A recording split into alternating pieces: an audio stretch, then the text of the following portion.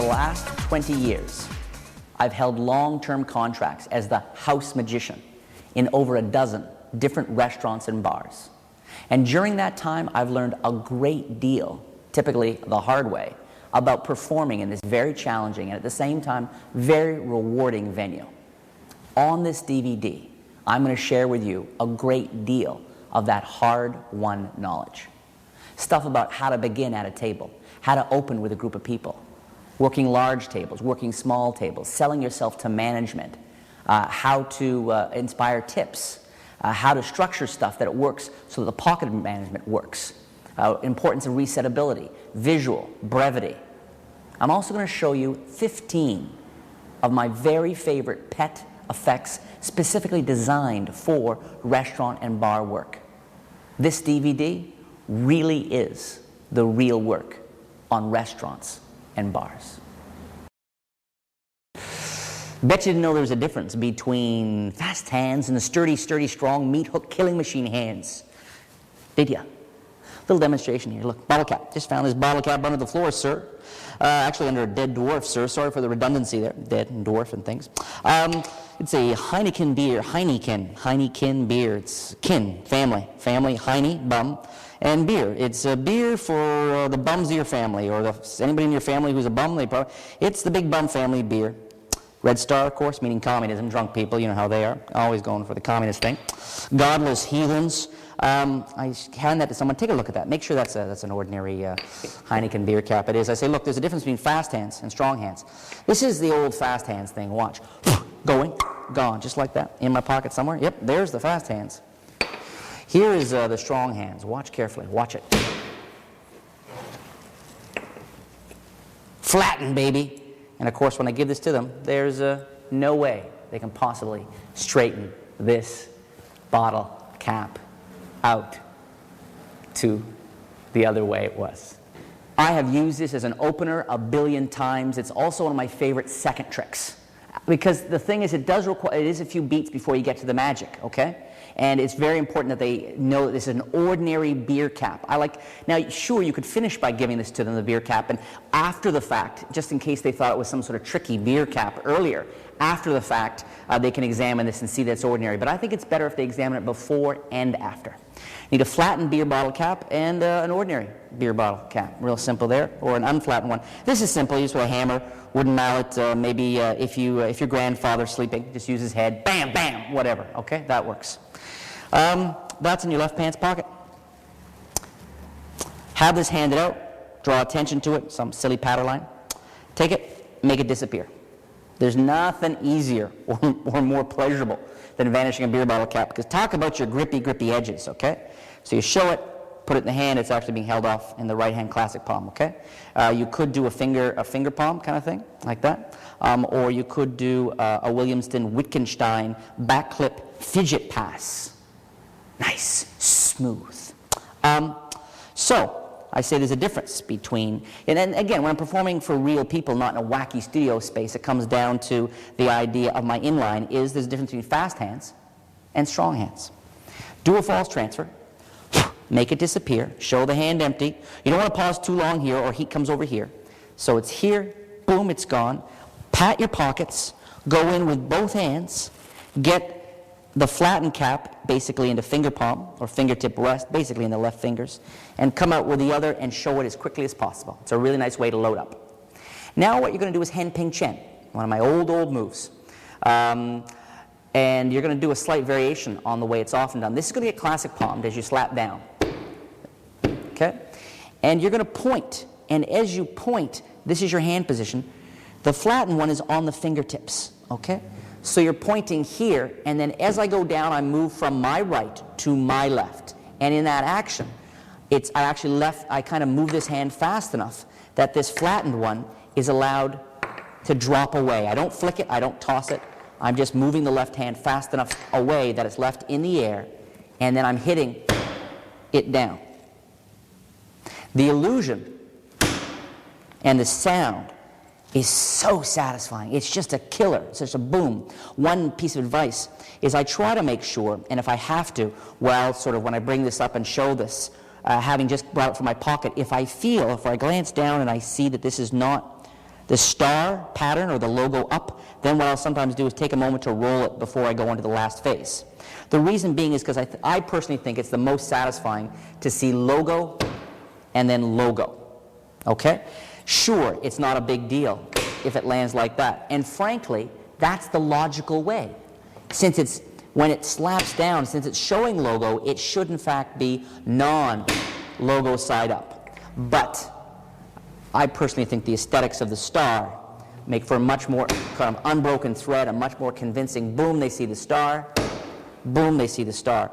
One last point is I love the fact that it shows the right hand empty but for the cap, and then the left hand empty but for the cap. A truly trustworthy, hardcore, close-up moment of magic. I know this one's always got my back. Baby! Why should you perform in restaurants and bars? I'll give you about 1,000 good reasons. It's the best place I know to develop real performance skills, real performance muscles, improvisation, reading people, a real chance to regularly polish effects.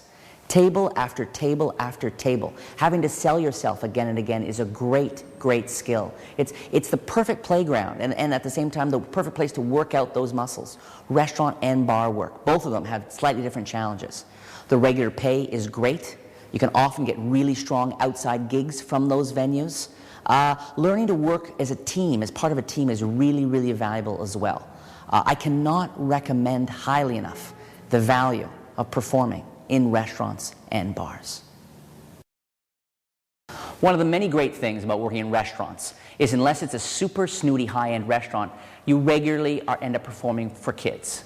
Of course, if they're 2 months old, it's a drag, and all they do is look at your chest muscles and they long to be fed. If on the other hand they're younger kids, 4, 5, 6, 7, it's great. So this is when I see kids at a table, this is an opener I'm always doing. I walk up, I go, hey, how you guys doing? Hey, nice to meet you, my name's Jay. I tell you what I'm going to do, I brought along a crayon for you guys to, I guess, share. That's not, well, don't worry, I'm a magician. Ta-da, 2 crayons, thank you. Thanks, you don't seem very impressed. Well look, I'll tell you what, we'll try this. Do me a favor, hold it your hand, and you hold it your hand, I get the kids to hold their hand, and hold on to my wrist, both of you, hold on to my wrist, go ahead. They hold on to my wrist, and I say the magic word, they say presto change or whatever, and then we open my hand and find the crayon is completely restored. Another very simple, visual, fun piece of magic, and what I like about this again is it uses objects found in the restaurant. So many restaurants now have their own line of crayons.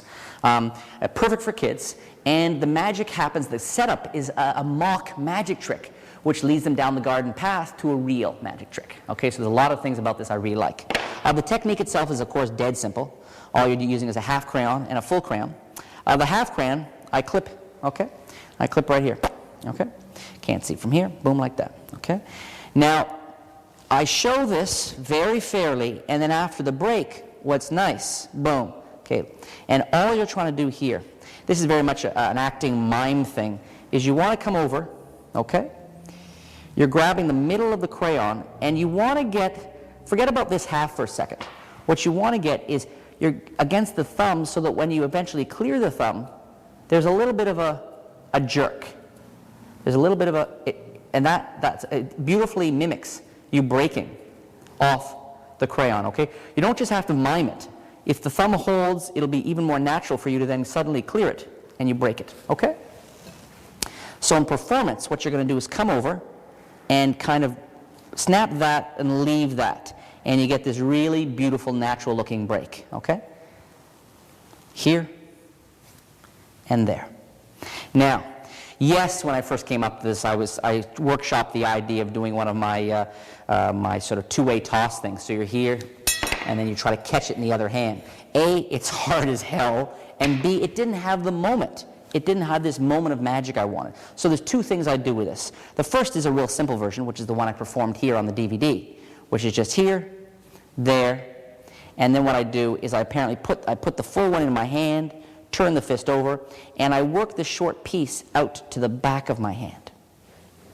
So that when my hand comes over and I say, go ahead, hold my wrists, I let the short piece fall into that hand, turn the hand over, I say, hold my wrists, my right hand drops away, I've even sometimes stood back, put my hands in my pocket, said, hold on tight, and you leave your hand in there. If you're going to do that, you do not want to put your hand in and take it out. You want to put it in as if you're relaxing. Hold on tight, boom. And then, of course, I restore the crayon. A nice opening piece of magic, particularly for the kids, and you go on from there. The alternative handling, which really gets a great reaction, is this. You're going to need a little piece of flash paper, okay, about that big, I guess, 2 by 3 or something like that, and a lighter, unless you got a couple of sticks, or you know the weather and a storm is coming. You're here, you do your break. Let me get that right way around. You're here, you do your break, boom, like that. And what I do is you come over and you kind of hold the 2 pieces together, go to your pocket for the piece of paper, okay, and then apparently roll the pieces like that. And you hold them as if, okay, there, boom, as if they're both in there. Of course, this is just here. You're just sort of taking that piece away. You go to your other pocket for the lighter, leave the piece, and you come out. You're here, and now you get this really nice moment of magic where apparently the 2 pieces fuse together, boom, like that, okay? Ideally, you don't want that paper coming off like that, that's for sure. They fuse together. One of the things I love about doing this the most, though, is because this trick is designed for kids. It's a great way to inspire them to play with fire. Never, ever ask them if they want to see a trick. Never do it. Whatever opening line, whatever in you go with words or silent or straight visual magic, whatever, never, ever ask them, hey, do you want to see a trick? Would you like to see some magic? Do you like magic? Never start with a question. It's bad sales technique, and they are not qualified to answer. They're not. They've seen Copperfield or they've seen Blaine, but they've never seen close-up sleight of hand magic. They've never seen what you do right there. They've seen Uncle George do something or a clown at a party. That isn't what you do, I hope to God, okay? So don't do it. Try something else. My attitude has always been, after you do this long enough, 6 months, a year, 3, 4 years, you should be able to read the group. You should be able to see if they're going to be open to what you do. You should be able to get a sense of how to approach the table. High energy, low energy, whatever. Don't ask them, though. Never ask them.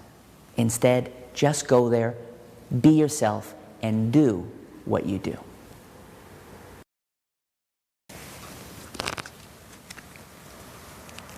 It's one thing to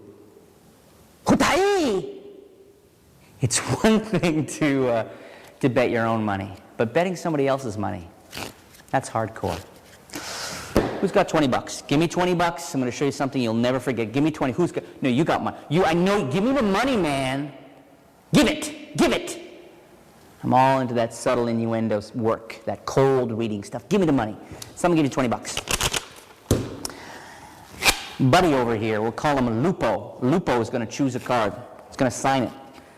Lupo is going to shuffle the deck. Lupo is going to shuffle the deck. Okay? If I can't cut to his card, this 20 bucks, we're going to give it to Lupo. Okay? That's right. I'm not betting my own money. Too easy. I'm going to bet somebody else's. Okay? Lupo. And I'm not just saying that. That's a guarantee. Okay? It's in fact, I'll make a guarantee. I'm going to write guarantee. Okay? I put it in writing. Everybody can. I'm dizzy. Anybody can say guarantee, but look, that's a guarantee. And I'm not going to just make it a 25% or 50%. It's 100%. 100%. 100%. Guarantee. If I fail to find the signed card, if I fail to cut to the signed card, Lupo gets 20 bucks, okay? So I turn to Lupo 3, and I say, hey, Lupo, we're going to go through the cards here. I'm going to go down through the edges, and I want you to just call the word stop anytime. He says, stop. I say, good eye, thanks for spotting the break. You spot me at a card. Jack of Hearts. There's Lupo's card. Lupo signs his name on the card. Oh, poor Lupo, lost in a world of ice cream greed. It's a lot of lung power for this one. Lupo signs his name, and I remind everybody, I say, remember, Lupo's card. If I fail to find Lupo's card in a moment, he gets it. Guarantee, right? Not a 10, not a 50, 100%. 100% guarantee. That was the whole point. 100% guarantee. Here we go. Sorry. Lupo, your ink wasn't dry. Watch. I give the deck to Lupo. Lupo shuffles the cards. Lupo, of course, shuffles them like this. Because Lupo is mad as a hatter. Apparently they're very mad, those shopography people. Haberdashery, insanity, redundancy. He shuffles the pack. I say, here we go. Right there, right there. Death card, bummer. I say, well, I guess I did say 100% guarantee, 100%. You get the money, unless, of course, I did find Lupo's card. And they find impossibly that the guarantee card is now Lupo's frickin' card. And cut, and cut, and cut, and cut. Fire truck going by. And I don't mean out there, I mean down my pantaloons. Wick, wick, flick, flick. Eating those beans, putting down the jeans. Furt, furt, furt. Anyway. This is the real work. Shuffled pack, gesture marker, borrowed money, i.e. Tipsville, bing, bing, everybody off, okay? I developed this with my friend Alan Nakin. It's this is one of these standout things. To a working pro, it's going to slip right into their routine, right into their repertoire, okay? Shuffled pack, real simple. Give the cards a shuffle. Have someone shuffle the cards, whatever. What you don't want is a face card on the bottom. You want a spot card, in this case the 5 of clubs, say. Get a break under the top 2 cards, 5 of clubs, Jack of diamonds in this case. And borrow the money, blah, blah, blah. And talk about it's a guarantee. I'll even put it in writing. And you write the word guarantee on that top face-up card, okay?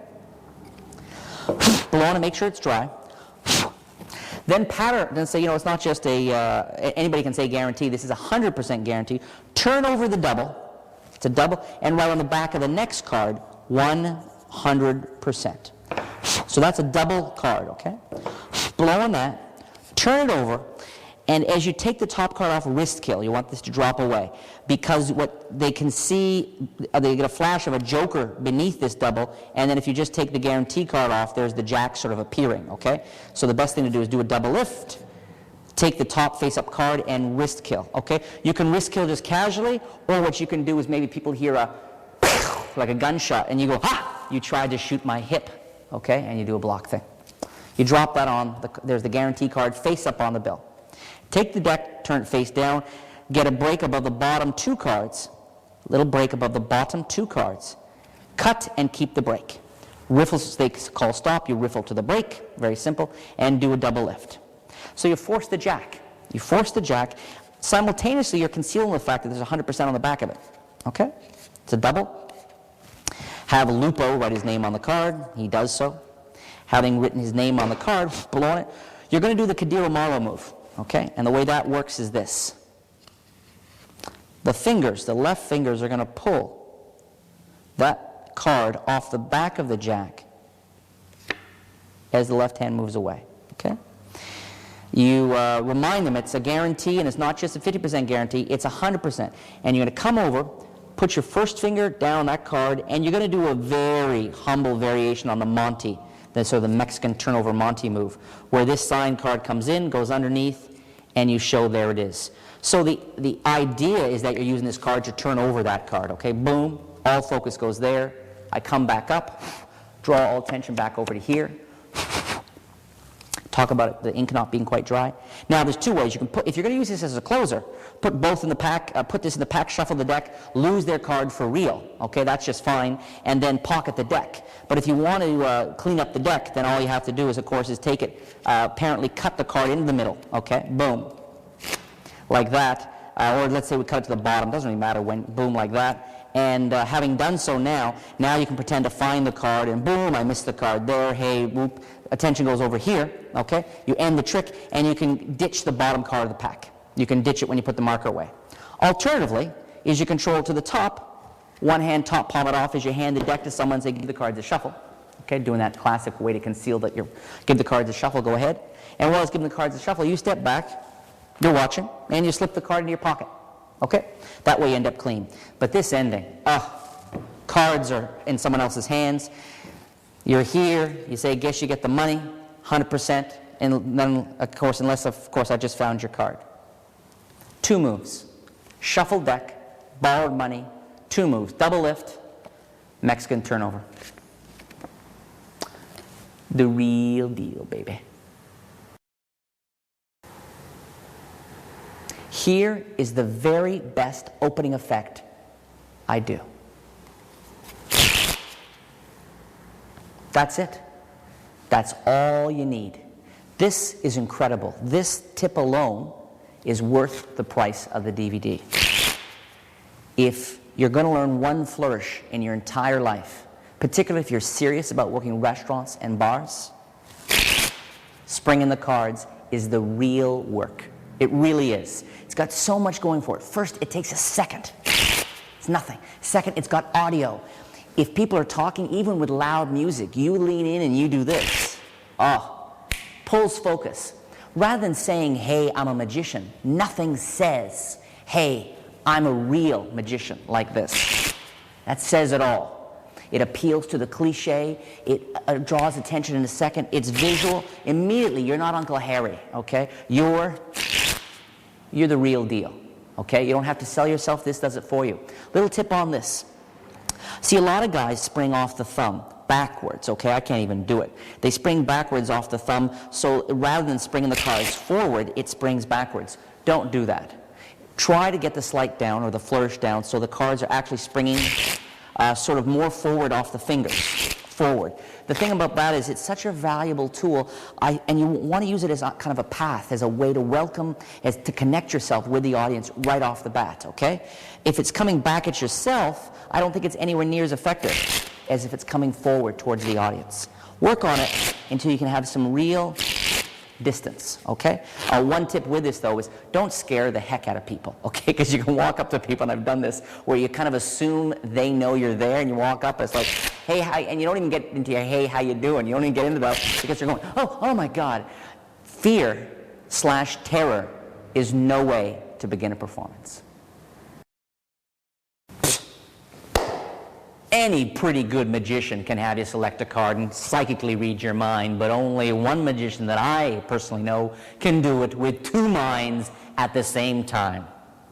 Two minds, same time. Going to give the cards a bit of a mix-up. They see that the cards are, in fact, all different. They are. Give the cards a bit of a mix-up, a bit of a shovel. I'm going to give the cards a shovel because it's snow. Snow's coming in. So I'm going to spread through. I want you both to touch a card. Go ahead. Person number one touches a card. Person number two touches a card. They are both free choices. I say, is there any reason why you were drawn to these two cards in particular? They say, we don't know. Why don't you continue with the pattern line? I say, fair enough. Number one, number two, two cards. Person number one takes a look at his card and remembers that card. Person number two takes a look at that card and remembers that card. Both cards returned back in the pack. The pack is thoroughly shuffled. I say, hold on to those cards. I grab my business cards and I say, I'm going to make a sketch. A little sketch. You're thinking of your card? Sir, I think I got it. I think I got your card. I think your card might have been two of hearts, right? Two of hearts? He says, no. I say, it wasn't the two. He says, no. I say, yeah, sure. He says, no. I said, who hired you to ruin me? He still says no. I say, what was your card? He says, ace of clubs. I say, watch. I'm just going to give it a bit of a shake. And with any luck, the two changes into the ace of clubs. I say, is that your card? Are you sure? Do you promise? He says, yes. I say, I want your word on it. In fact, I want your name. And he writes his name. And his name is Ezekiel. But the holiness of the name is too much for him to bear, so his mind snaps. I say, fair enough. Ezekiel, yours, as we know, is the ace of clubs. I'm going to now try to find yours. And I say, let's do this. You're thinking of your card.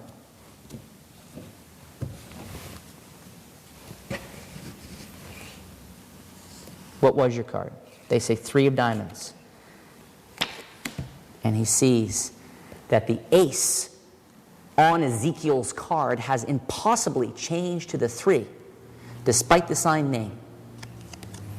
Once again, a little take-home souvenir that actually is a piece of self-promotion. If you're familiar with my work, you know I'm obsessed with Gene Gordon's ingenious effect out to lunch. To get 2 changes, and later on they'll swear that they occurred on the single signed card. Not 1, but 2 changes is just wonderful magic. It's intimate, so it's perfect for restaurant or bar. It's a great a great way to hand out your promo card, so a great piece of self-promotion. There's just a lot of wonderful things about this effect. To make it's a one-time kind of setup, it's no big deal, at least the gimmick part. You write any card, in this case the 2 hearts, something people can clearly see. You don't want to go for a 10 of clubs. 2 hearts, just a couple of hearts on there. Write an ace of clubs on a half card, and then get another card, and in this case write the 3 of diamonds, okay? So again, I'm making my little cards as, I guess you could say, as similar in size and look as possible, but don't worry about it, it's not a big deal, okay? Got a bit of a 3 of diamonds, a 2 of hearts, an ace of clubs. I've boxed the cards, so some are going face up, some are going face down. That's my situation, right? Now, 3 of diamonds. Put the ace of clubs on top, the half card. Get a rubber band, and of course the hot tip on this is broccoli. Go to the grocery store, get some broccoli and the little broccoli band, okay? Put that around that. And finally, so we got the ace of clubs half card. Underneath that's the 3 of diamonds. And then you've got the 2 of hearts here. You do not have to, you can have this, if you don't mind changing it every time, this can be blank. And then you can just do that if you want to do it. But I prefer to pre-draw this, okay? So I'm like that. Boom, okay? That's my setup. This is in my pocket, okay? Like that. You have to know which way is the 2 of hearts, because you're going to reach into your pocket and come out like this. You're going to cover the ace of clubs knowing that the 2 of hearts is this side, okay? And it's important you don't flash either side. The final addition is you need a 2-card setup. You need to force the ace of clubs and the 3 of diamonds. Whatever way works for you is fine, of course. I use a variation on the Vernon substitute transfer, because of course I'm obsessed with the move. Spread out, have a card, any card touched. Spread, have any card touched. I'm here. Finished by getting a break above the bottom 2 cards. There's my situation. Kick these to the side. Move these forward. These 2 secretly go along for the ride underneath. And for a second, I'm holding 4 cards with a break between top 2 and bottom 2. But I come over, I square these, and as I table these or put them in my pocket or hand them to someone, I go, any reason why you were drawn to these 2 cards? So in performance, I mean, it's so pretty because the cards are legitimately mixed, okay? Legitimately mixed. You can give them a full deck shuffle, just keep the bottom couple of cards. Now you can go right into it. They can touch any card, So you could have touched any 2 cards, boom. Was there any reason why you guys were drawn to these 2 cards in particular? It's just a lovely force. Forcing, of course, boom and boom, okay? Ace of clubs on one person, 3 of diamonds on the other. Those are put back in the pack. You're ready to go. I go to my pocket. I conceal, making sure the back of my hand conceals, and I come up, and I fake draw the 2 of hearts. Boom, 2 of hearts, blow on it. Turn to the person who had the ace of clubs, and I say, pretty sure I got it, ta-da, there it is. They say no. I say, you're sure? You're positive? What was it? They say ace of clubs. I go, well, let's see if I can fix this. Now I'm going to do a twirl change. I'll share with you a hot tip that I only really realized earlier this year, and that is the best time to do it is to do it not in the middle of the shake, but at the bottom. For years I've been doing it in the middle, and it looks pretty good, but the bottom of the shake makes it makes it truly impossible to see. So I go up, and on that first downward, as I hit the bottom, that's when I twirl the packet. The official move for this is it's Marlowe's, and it's called in lieu of the Vernon push to the fist move. I foolishly just call it the twirl change. So it's here, boom, okay? 2 of hearts, and you come up and you twirl. Do this right in someone's face. Do it right in their face, and they see visually the 2 of hearts, boom. Change the ace of clubs, often gets a gasp, okay? Boom, I got it. You're sure that's yours? Yes, you give me your word. In fact, give me your word. Put your name on it. And they write Tom, okay? Like that. Now, people think the effect is over. Boom, they got one, Tom. You come up, you make sure you only have 1, very important, and then tilt your hand. And again, you're going to use the back of your hand. And what you're going to do is you're going to pull out the card below the Tom, which is wonderful. So many pieces of magic are going on here. Boom, putting down the 3 of diamonds card. Go south with these, okay, bam, you're like that. Now notice that if you had, in fact, set it up so that you had several 3 of diamonds here, okay, this trick goes again and again. Instant reset, which is what I love. You'll find a lot of the material on this project. It instantly resets. To finish, I take focus off that card and say, think about your card. What was your card? They say 3 of diamonds. I act like I'm going to try to cut to it. And I just fan out the cards, wave it across, and say, take a look.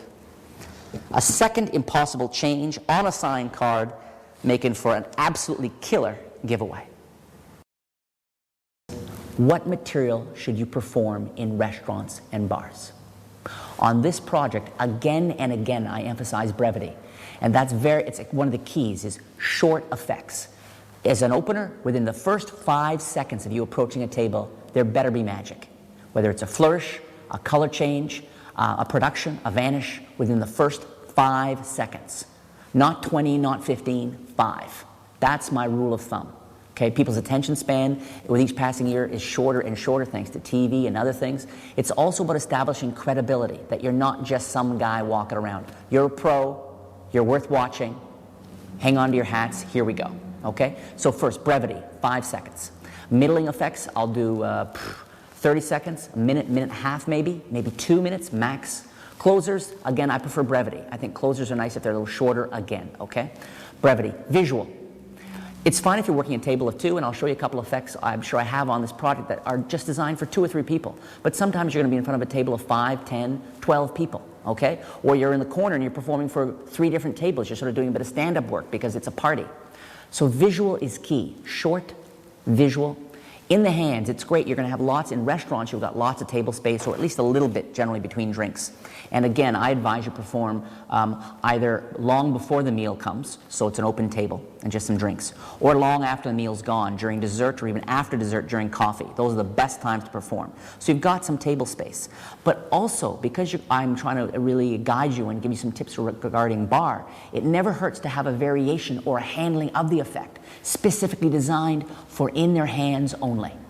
This means you can have some pet effects that you can perform in either venue, in either situation. It also means you can take advantage of the all-powerful idea of having the magic appear or happen in their hands. At least 2 other aspects come to mind, or characteristics I like to keep in mind when developing material for these venues. 1, tips. It's nice to have stuff that borrows objects. The more objects you borrow, the better the magic, or found objects. Salt shakers, forks, napkins, these kinds of things. Organic stuff, straws, always powerful. You can borrow an object, it makes your magic more credible, more believable, and borrowing money, of course, as I said, sets you up for tips, which is always great. The one final detail is self-promotion. I never open with a self-promoting effect. Something with my business card, something about myself. I never do that, okay? I try to do it as a middle effect or maybe as a closer. But if you stick to magic that involves some sort with your business card that helps you promote yourself, inform people that you're available for outside functions and corporate events, things like that. You stick to magic that does that, that inspires tips, that is brief, that is visual, that often is in their hands. And you're dealing with a repertoire that is going to seriously rock in these venues. Nobody move. Nobody move. If anybody moves, the straw gets it. You moved. I warned you, and now look. Look what your movement did, huh? Look at that. But don't worry. Don't worry. I'm a professional. I'm actually a professional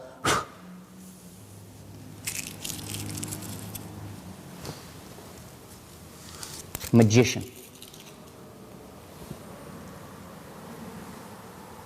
It's okay. I apologize to anybody who has this effect on one of the other DVDs I've released. If I recall, I think I've released this in book form and on one other DVD over many years. I really do pride myself on having the majority of brand new, never released stuff on any of my DVDs, but I had to include this one on this because I've had so much fun and it's been such an invaluable opener for me for so many years. To walk up to a table with a pair of scissors, and I admit I don't always use a big pair. Sometimes for convenience sake and practical, I use a smaller pair of scissors. I think they were originally, frankly, some sort of toenail scissors, but a small pair of scissors. That's an easy thing to carry on you or in your case, but many of the time I've also used a big pair because Lord knows walking up to a table, people just sat down, placed their order, and you walk up to a table going, I mean, that's going to get attention. What's cool about this sort of thing, too, is it's inherently theatrical. So people immediately know that there's something theatrical and fun going on, okay? So it's a great way, again, to approach a table and to let them know that you are a performer without saying, hi, I'm a magician. Would it be okay if I had you do a pick a card trick, okay? So walking up and going is a great way. Now, the preparation on this. Oh, so simple. I love this. Tear off the end, okay? Shimmy. I don't know a better word for it. Shimmy the straw up a little bit, okay? And then pull it. Out, out, out, out, out. Pull it about a third of the way out, okay? Just however your hand size is. I have tiny hands, so I pull it out about a third of the way, maybe a little less. So I can hold it like that. The majority of the straw is here. The straw goes up, up, up, up, up, and then it stops right about there, okay? And I put a little crinkle in it just like that, and I know where the spot is, okay? So now I'm set to go. Okay, this is, again, it's certainly some prep, but a minor prep and just such a fun opener to walk up and go, nobody move. Nobody, if anybody moves, the straw gets it. I love the theater of it. So, of course, someone will go, oh, you moved. And I haven't got anybody's name. I hadn't said who I am. It's just immediately dramatic, compelling. And I go, you moved, the straw gets it. Now look at the illusion. I want to show this to the close-up camera. Look at the illusion. There's some straw, okay? It falls. The illusion is absolutely perfect that you just cut the straw in half. Now, I love this. I know I've been saying it, but I come over and I hold the end against the other end, okay? And it looks exactly like I just severed that end. And I'm going to act like I just restored it. Now think about this. If I just restored it, when I pull the paper off, it would look like this.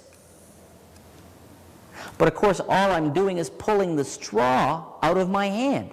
I've gripped between thumb and first finger, I've gripped the end of the straw and pulled straight out.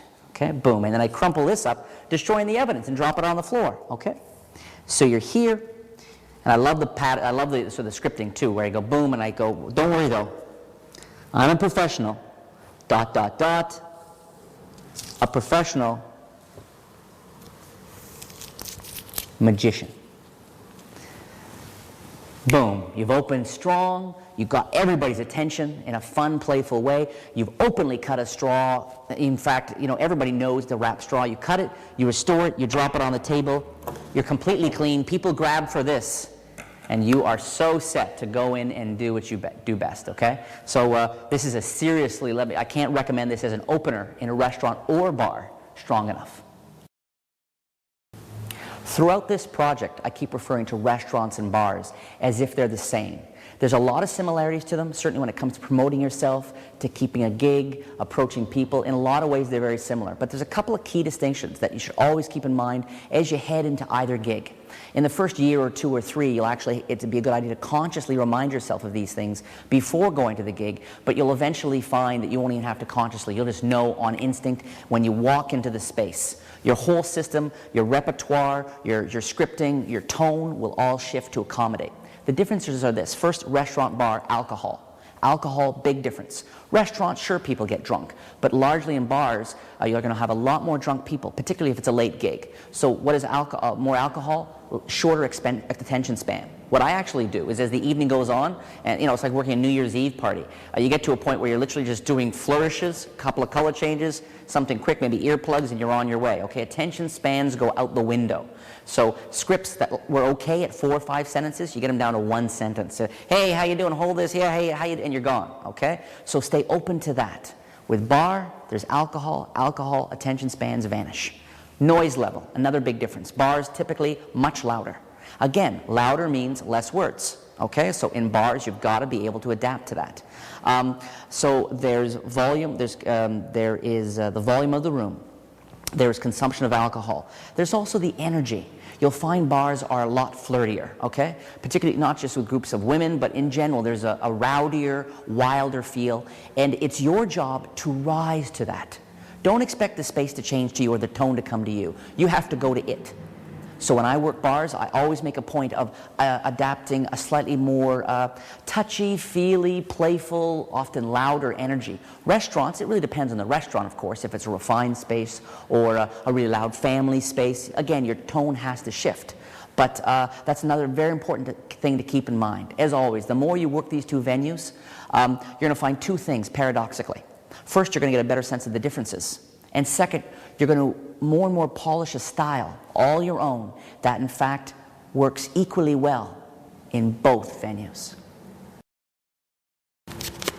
want you to reach inside there, grab something, and then later on we'll do a magic trick. Oh God, oh yes, oh God, no, yes, oh no, not again, yes, no, no, okie dokie, go ahead, grab one.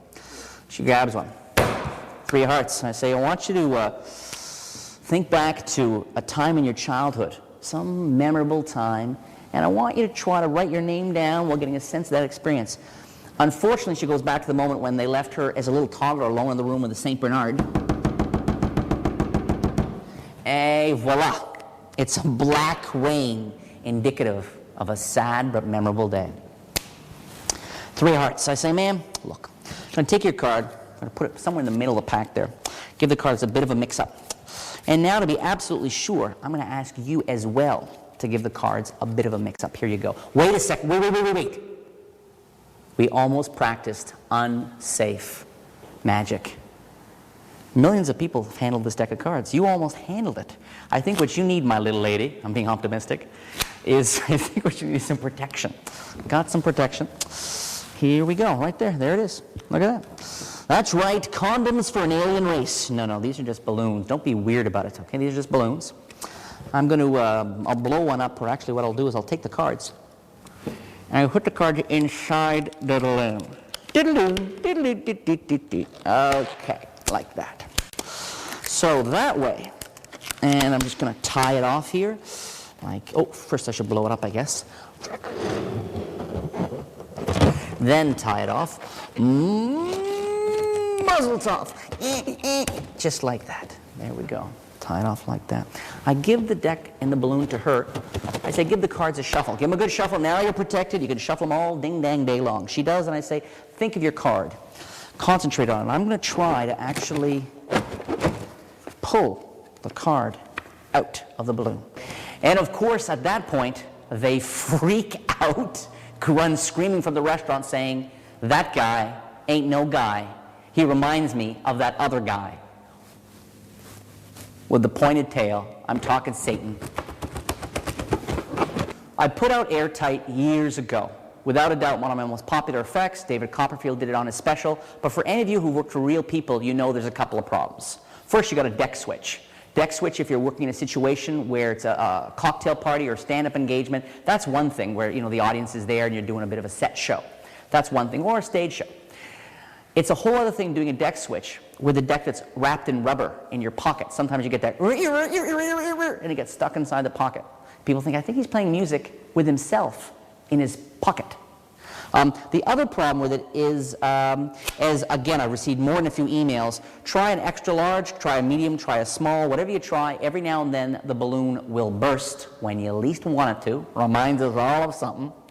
It'll burst when you least expect it. And that's because the other method, the original Airtight method, had the deck in the balloon, sometimes resting for 10, 15, 20, 30 minutes, okay? And the rubber would get overtaxed and it would burst easily. With this, very, very, very seldom does it burst. Very seldom, okay? And you don't have to do a deck switch. This is why I call this Airtighter, and why this, for me, is the one I definitely do. Restaurants, bars, bar mitzvahs, deep-sea diving expeditions. So here, expeditions.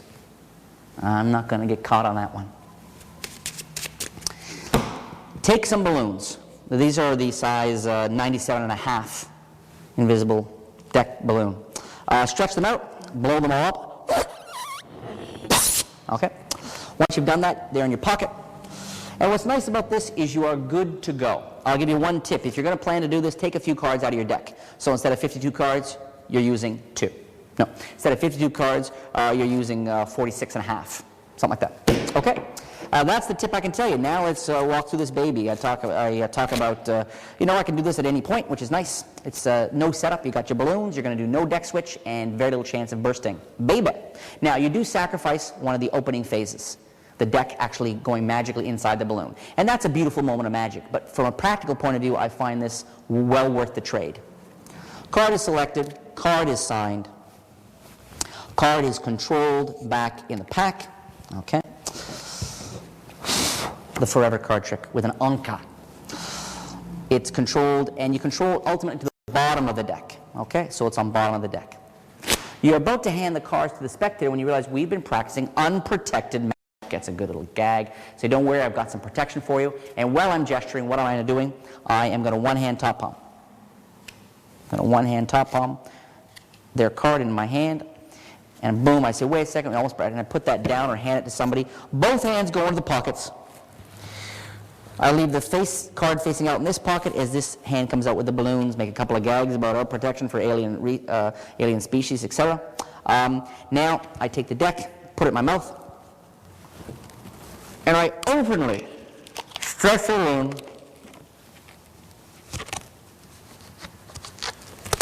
put the deck inside,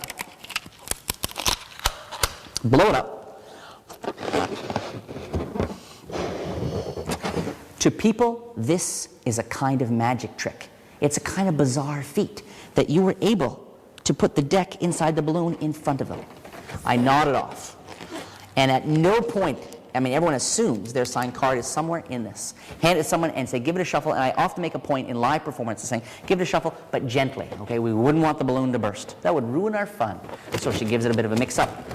As she does that, I casually step back. Now in this studio, it's so much harder to conceal or to get the misdirection I normally would want from putting my hands in my pockets and palming the one card. But in a real performance setting, it's so easy for me to step back, put my hands in my pockets, I lean down at someone and say, she looks like she's done that before. And of course, it's like, it's a joke that doesn't mean anything in particular, but people go, oh, oh, oh, like it suggests what? Oh, I think she had sex with a camp counselor. Oh, oh. What? Makes no sense. Okay, but I think she's done that before. And of course, there's plenty of cover for me to then come out here. I think she's done that before. Plenty of cover for me to come out. Now, don't be afraid to smush this card a little bit to make sure that baby stays in your hand, okay? Because when you pull it out, if it happens to come out and it's like this, no one's going to, it was in the balloon is the idea, okay? So you just got it in your right hand. Now, when you take this back, focus is here. Deliver some line, some gag, and then the hand comes up from below, boom. And because it's a back against the backs, there's no way to find it. The finish is totally up to you. I have seen a dozen different performers do this effect and do it a dozen different ways. You can do the straight pluck, okay, which is sort of the hand comes over here, the left thumb supports it, you grab a few, so this is behind here like this, okay? You grab some cards with that card, okay, and then pull.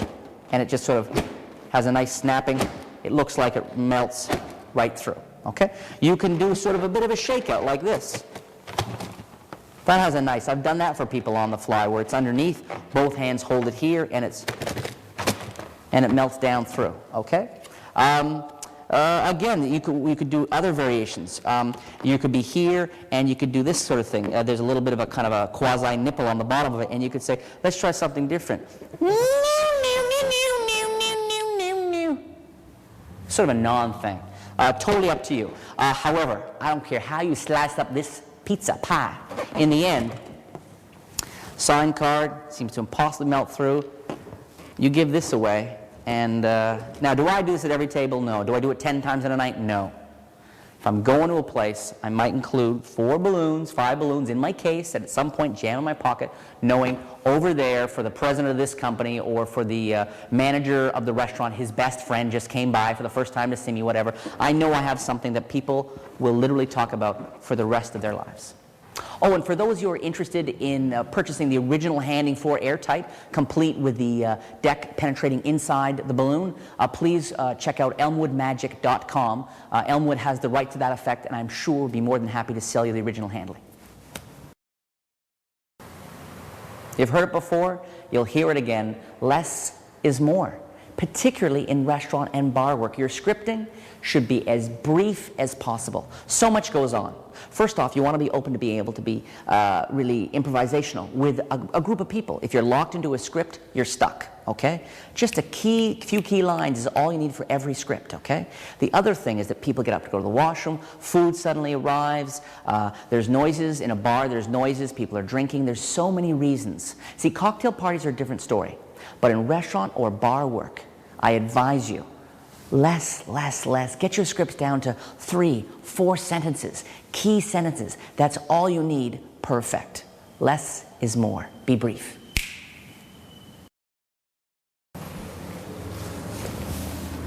Excuse me. Sorry to interrupt. Did anybody lose a black button off their coat? Anybody lose a black button? No? How about a US half dollar? Anybody lose a US half dollar? No?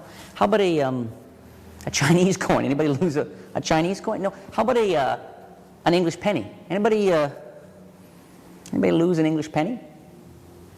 About 20 years ago, when I first heard about Derek Dingle's opener when walking around, I was floored. I thought, that's just genius. That's wonderful. What he would do is he did the color-changing pocket knives.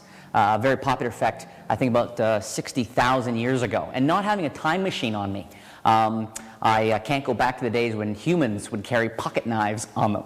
However, when I heard that what he does is he walks up to a table or a group, and again, you can do this in a cocktail party. You don't need the table, but you suddenly bend down and you say, did anybody lose this pocket knife? Anybody use a pocket knife? What a brilliant, because everybody swings, they're looking, and so when I came up with this opener, I thought this borrows from that same idea and even has broader appeal, because a black plastic button could be off so many things. And it's as relevant today as it might have been 15 years ago. Anybody lose a black plastic button? Anybody use a button off a coat? So, for this what you need is the button. You need an English penny, which do not polish. Let it get nice and brown and dark. You also need a Chinatown half. And a Chinatown half is a US $half on one side and a Chinese coin with what looks like a hole, but it's actually just a little bit of flesh. What you've done is you've cut this hole out of a magazine, a model magazine or something where there's a lot of flesh showing. This is actually the buttocks of Reba McEntire, as weird as that sounds. So the thing is, when you show that on your hand there, it looks, certainly, in, maybe not in studio lighting, but in restaurant or bar lighting, it looks exactly like there's a hole in the coin, but of course there's not. The one other technique you need to do to perform this is you need to know how to do the palm-to-palm change, okay? The palm-to-palm. Here it is. This is not an easy sleight, but it is well worth learning. One coin is in classic palm, the other is at fingertip rest, okay? And what you do is you allow that coin to fall, push this back up into classic palm, and move this one forward.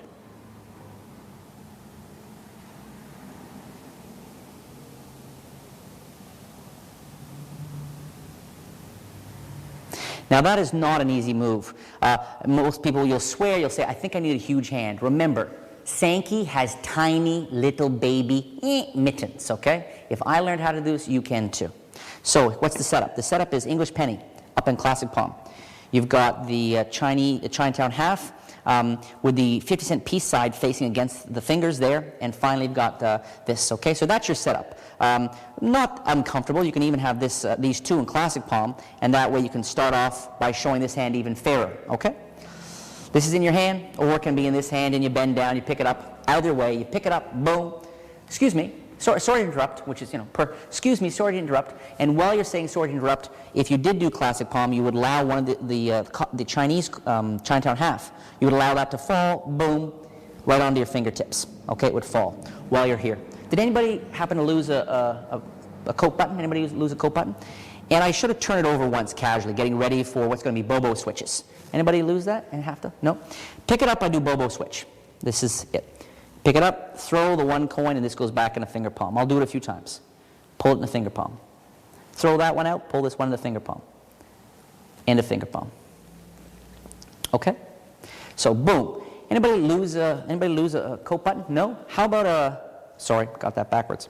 Because when you throw it, what you want to be doing is you want to throw and make sure it falls $half side up. So you're here and you go, boom. Anybody lose a coat button? They say no. You say, well, how about a... and as you're showing this and saying $half, and everyone's going, what happened? It's, the guy came up and had a button, now he's got a coin. This is when you're going to do the palm-to-palm change. In the right hand, going to let the English penny fall out, put the button in classic palm. And at that same time, boom, anybody lose this? No. Now, you do, the way I handle this is rather than having it there, close and open, which is magical as heck, okay? It's really magical. But I think it's even more magical to, as you close the hand, you actually roll the coin in the hand. So it starts on the palm, okay? And then you squeeze and it's still on the palm. I think that's even more magical. So $half, no? Well, how about, just as they're trying to get their bearings on that, you say, how about the Chinese coin? They say no. You pick it up and do bobo switch, and you say, well, how about an English penny? Anybody? And by now, without saying, I'm a magician, you've just performed 3, boom, boom, boom. Amazingly visual feats of magic. Is this for a table of 12 people? No, it's too small. Is it good for 2 or 3, maybe 4? It's perfect. Okay? The angles are great too, which is key to all the walk-around magic you're going to be doing. Good on angles. Now, where do you go from here with these two? Well, what I do is English penny, no. I drop that down. All focus goes there. Put both hands in the front pocket, leave the one coin, and then put my hand in the back pocket and leave the button. That's what you can do. But the button's not going to make much noise anyway. So if you don't want to bother putting both in the pockets because you're afraid of a little ding, all you have to do is put both hands in your pockets, leave the button with the other coin, both can stay there and you're good to go. Now you want to be going into your pocket for something. Pack of cards, sponge earplugs, something at that point, boom, and you go on to your next thing. But as an opener, again, as an opener, or it's just very hard to beat. It's so organic, and it's just magic, magic, magic within like 5 to 10 seconds of walking up to the table. Why do people want to tip you? Why do they want to tip you? Well, first, they want to tip you because they want to express something. Maybe they want to express their gratitude. Maybe they want to express that they're wealthy. Maybe they want to express that they're gracious and polite. You'll never know exactly why, but there are things you can do to inspire tipping. So keep in mind that tipping is a form of expression. You have to give them an opportunity to express themselves. A lot of people feel shy. They don't know, how do I tip the magician? Will he accept it? Will people look at me? What happens if he says no? What happens if he, they don't know. So the more you give them an opportunity, which is one of the easiest ways is to borrow money from them, to do a magic effect. And then, sometimes they'll say, here you go, and I've made it vanish, and it's back in my pocket, whatever. I go, oh, I'm sorry, And so have the money out on the table, and you're halfway home to getting that tip, which of course, again, in turn, ideally you pass on a large percentage of it to the staff. So they want a tip to express themselves. They also want a tip sometimes to impress other people. Keep that in mind. And that's fine. Some people want to tip because they want a balancing. They feel that you have given something and they want to balance the scale. So it's actually a power thing, in a sense, a power balancing. And that's fine too. So if you keep in mind the many reasons people want to tip, it'll help you silently facilitate the tipping. Now, often people will say, hey, do you accept tips?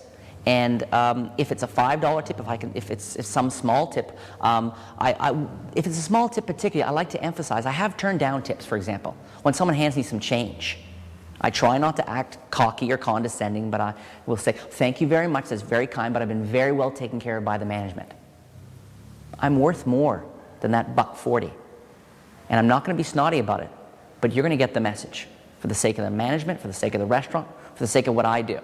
So I do turn down small tips. Larger tips, the other thing too is, if a guest of yours in your house, and they're a guest while they're in the restaurant, if they want to express themselves in what to them is a gracious way, for you to decline it, for you to say no, is bordering on the rude. So keep that in mind. You should be very careful when and how you turn down a tip. On the other hand, if they offer the tip, what I'll do is do you accept tips, or here you go, I'll say thank you very, very much. I'll be sure to pass that on to the staff. Or thank you very much, I'll be sure to share that with the staff. We all really appreciate you coming. Teamwork, okay? Sometimes I'll make a point of not, because I can get a sense we've formed a very intimate bond, me and a little group. They don't want to hear it's going to be passed on to Lulu in the kitchen. Okay, they don't want to hear that. So sometimes you in fact have to gauge and get a sense, and you say thank you very much, and you don't mention. So it's about being flexible. And again, as I said, one of the best ways to inspire tipping is to borrow money from people, have the money out there, and be aware and give them opportunities. Guide them gently, silently, so they can feel safe and in fact feel like they want to tip you.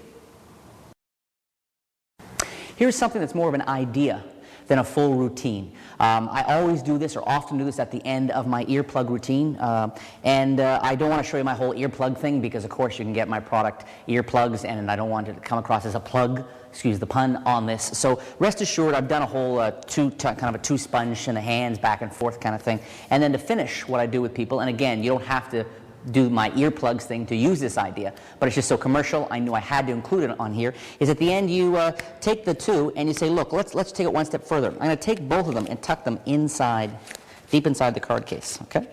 And now I want you to hold on between your hands and hold on to them. We'll give them a little time. We'll leave the two young sponges alone in the dark, private place for a little bit.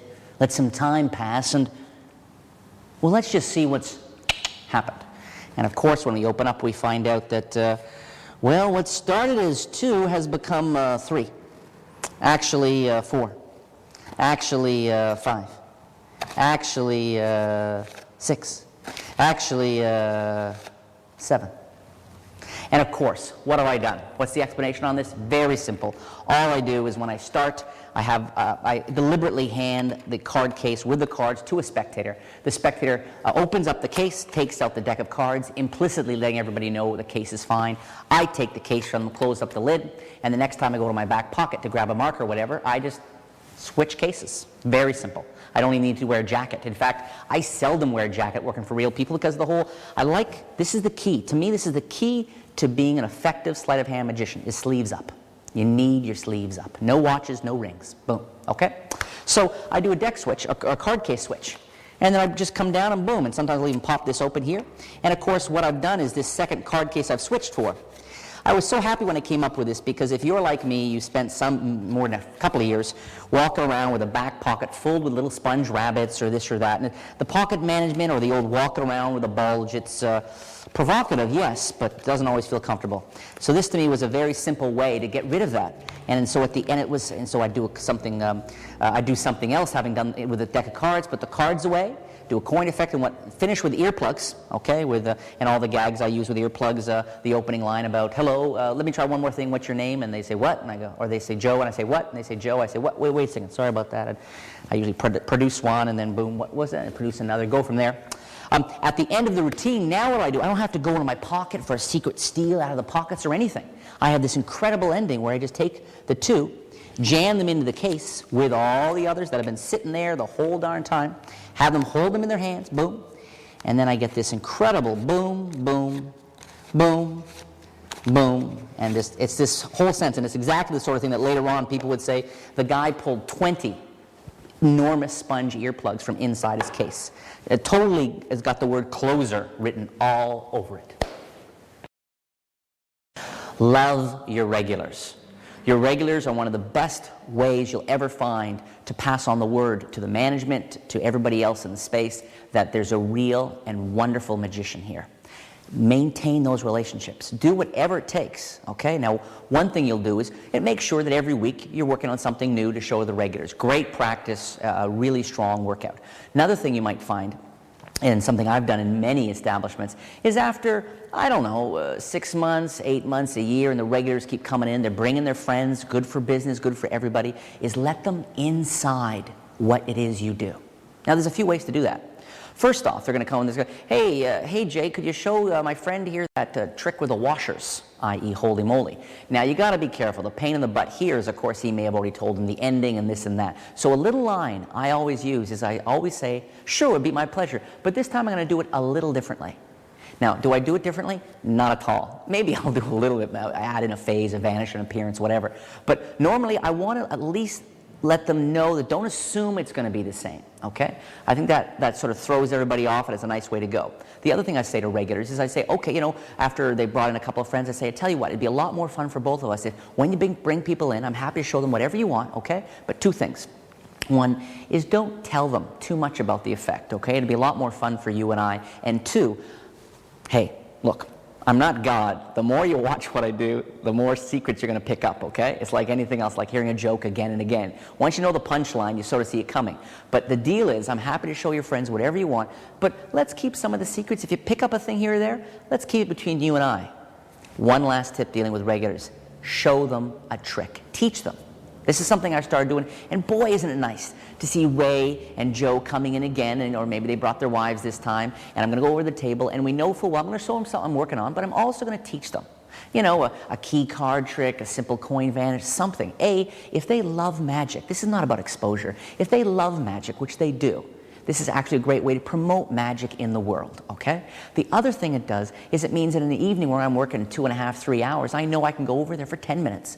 And legitimately, while doing my job, I can entertain a group of people, but at the same time relax and show them how to do something. We can talk a little about magic.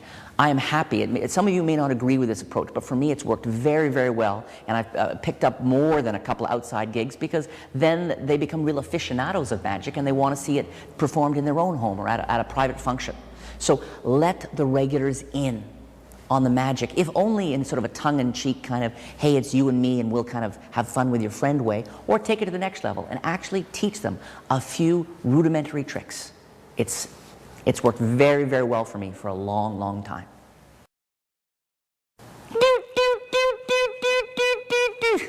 Don't blink. This is a fast one. I say to them, hey, make a choice. Make a choice between these two. Choose one. The one you choose is the one we're going to use. Choose one, choose one, choose one. They choose, let's say that one. I say, fine, put your hand down on that one. Hold on tight. You didn't want this one. You're unloved. They didn't want you. I say, we're going to use two other things. We're going to use this, and we're going to use my invisible magic wand. If it's a magic wand, of course it should be invisible. Tappity tap, tappity. Hey, my lips are chapped. Tappity tap. Just like that. I say, lift your hand. Lift that cup. Now, lift your dress. Simple, simple, simple. What makes this so strong is not just its simplicity, though, but it's the fact that you're using everyday objects that are found commonly in monasteries. No, restaurants. Ketchup cups. I literally did this as sort of an improvised off-the-top thing one time at McDonald's. Yes, branded PG. I did it at McDonald's, and I was stunned by the response. It was actually as strong or stronger. The woman screamed. It had that whole sponge balls thing. So I thought, man, I should try to work this into my regular work, which I've done so. I'll show you the simple version I did for the camera, and then I'll show you the more advanced, souped-up version. Of course, all you've got is a third cup, crumpled up. Can be in your pocket, in your ear, perhaps hidden in your spleen. And there's lots of different handlings you can do with this, of course. One of the ways I'll typically do it is simply take out the couple of cups. It's a nice opener, too. Say, have you seen these? They're filthy. No, I'm kidding. Watch this. But I love that kind of approach. You go up to a table. Have you seen these? They're filthy. And people go, what's going on? And you're into it, okay? I also like the way, and I have done this, too, where I'm here and I go, hello, how are you guys doing? And they wonder, who's he? What's going on? Shouldn't he be put away? Are our children safe? And of course, this is a gag. It immediately gets everybody's attention to me at the head of a table, and it says the cups are empty. So it works in lots of ways.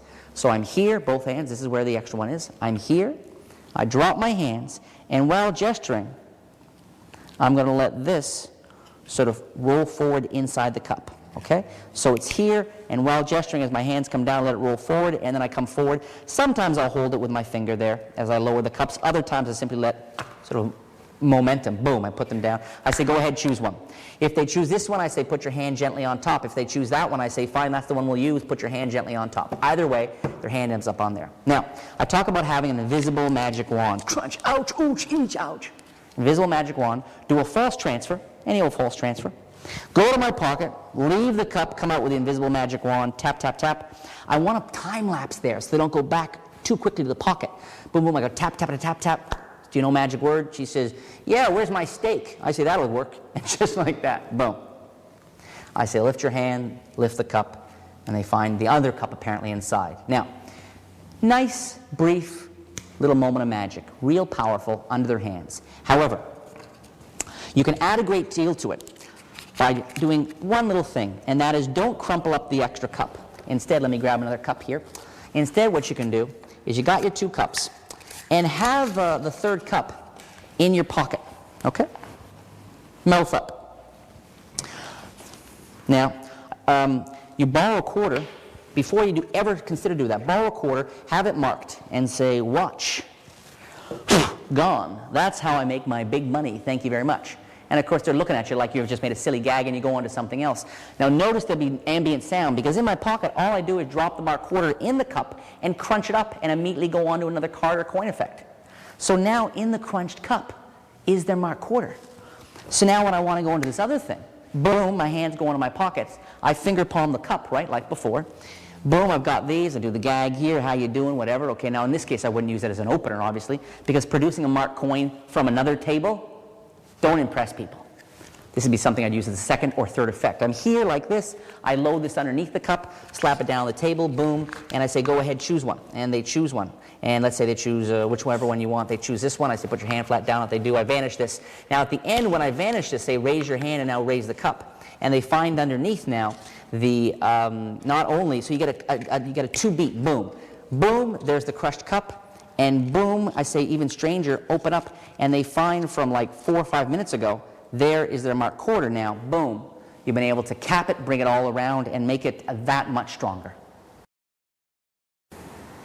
So what should you look for in the ideal, best case scenario, restaurant or bar? First, successful. Bigger the better, more popular the better. Now yes, I've sold myself to some restaurants or bars based on the idea of I will build the traffic. How's business? You've been here for 2 years, or you're just opening up in fact. Why don't you use me for a month?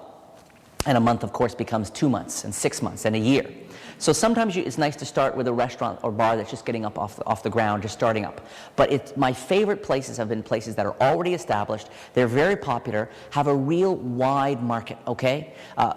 Classically, family restaurants are perfect for magic. It's an easy sell because there's kids around and people associate that. But I worked in many restaurants that really weren't family-oriented, that were more upper scale than that, and more about, I've actually sold myself to a businessman's sort of environment for lunchtime. I've done different kinds of things. Now, so what are we looking for, though? We're looking for a big place.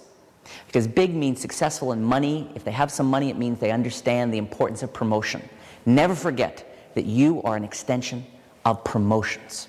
That's the key. You represent dollar signs to the management or they're not going to hire you. So a big place, a busy place, a place that ideally, my favorite places have had a restaurant and a bar. And so on Friday and Saturday nights there are lineups outside and you work the lineups as well. Lots of places for you to go. You also want a big place so that there's places for you to, let's not say hide, but let's call it taking a break. Because the patrons and the management don't want to see you standing around. Okay, you shouldn't be standing around. But if you're working 2-3 hours, then you need a break. So my whole thing is either the patrons, which I think of as my guests, I'm an extension of the staff. They're my guests, okay? I am a host of sorts while they are in my restaurant. Okay, that's my attitude when performing for people. So either they're seeing me flooring people and making people freak out, or I'm nowhere to be seen.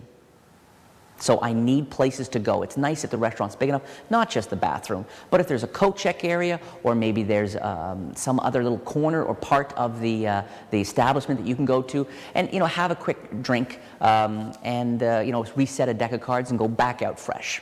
So big, a place to hide or hang out. Those are the two things I really like in a restaurant. I think it's also nice if there's a certain energy to the restaurant. Don't waste your time trying to sell what you do to a very high-end, stuffy place. Now, there are performers who can sell that and make it work, but I've worked in those venues. I have sold myself from the very first communication with management as a kind of a, refined and not too clowny, jokey, and I can work that way. It's not my favorite style, but I can do that. I've done that, and in the end, it's never as much fun, and the contract never lasts as long. So stick to fun, buzzing places, big places, and I think you'll find that it's an incredible place to perform and to really polish what it is you do. Hello, sir. Hello, ma'am. 2 blank slates. I'd like you to imagine that this represents everything you're thinking of.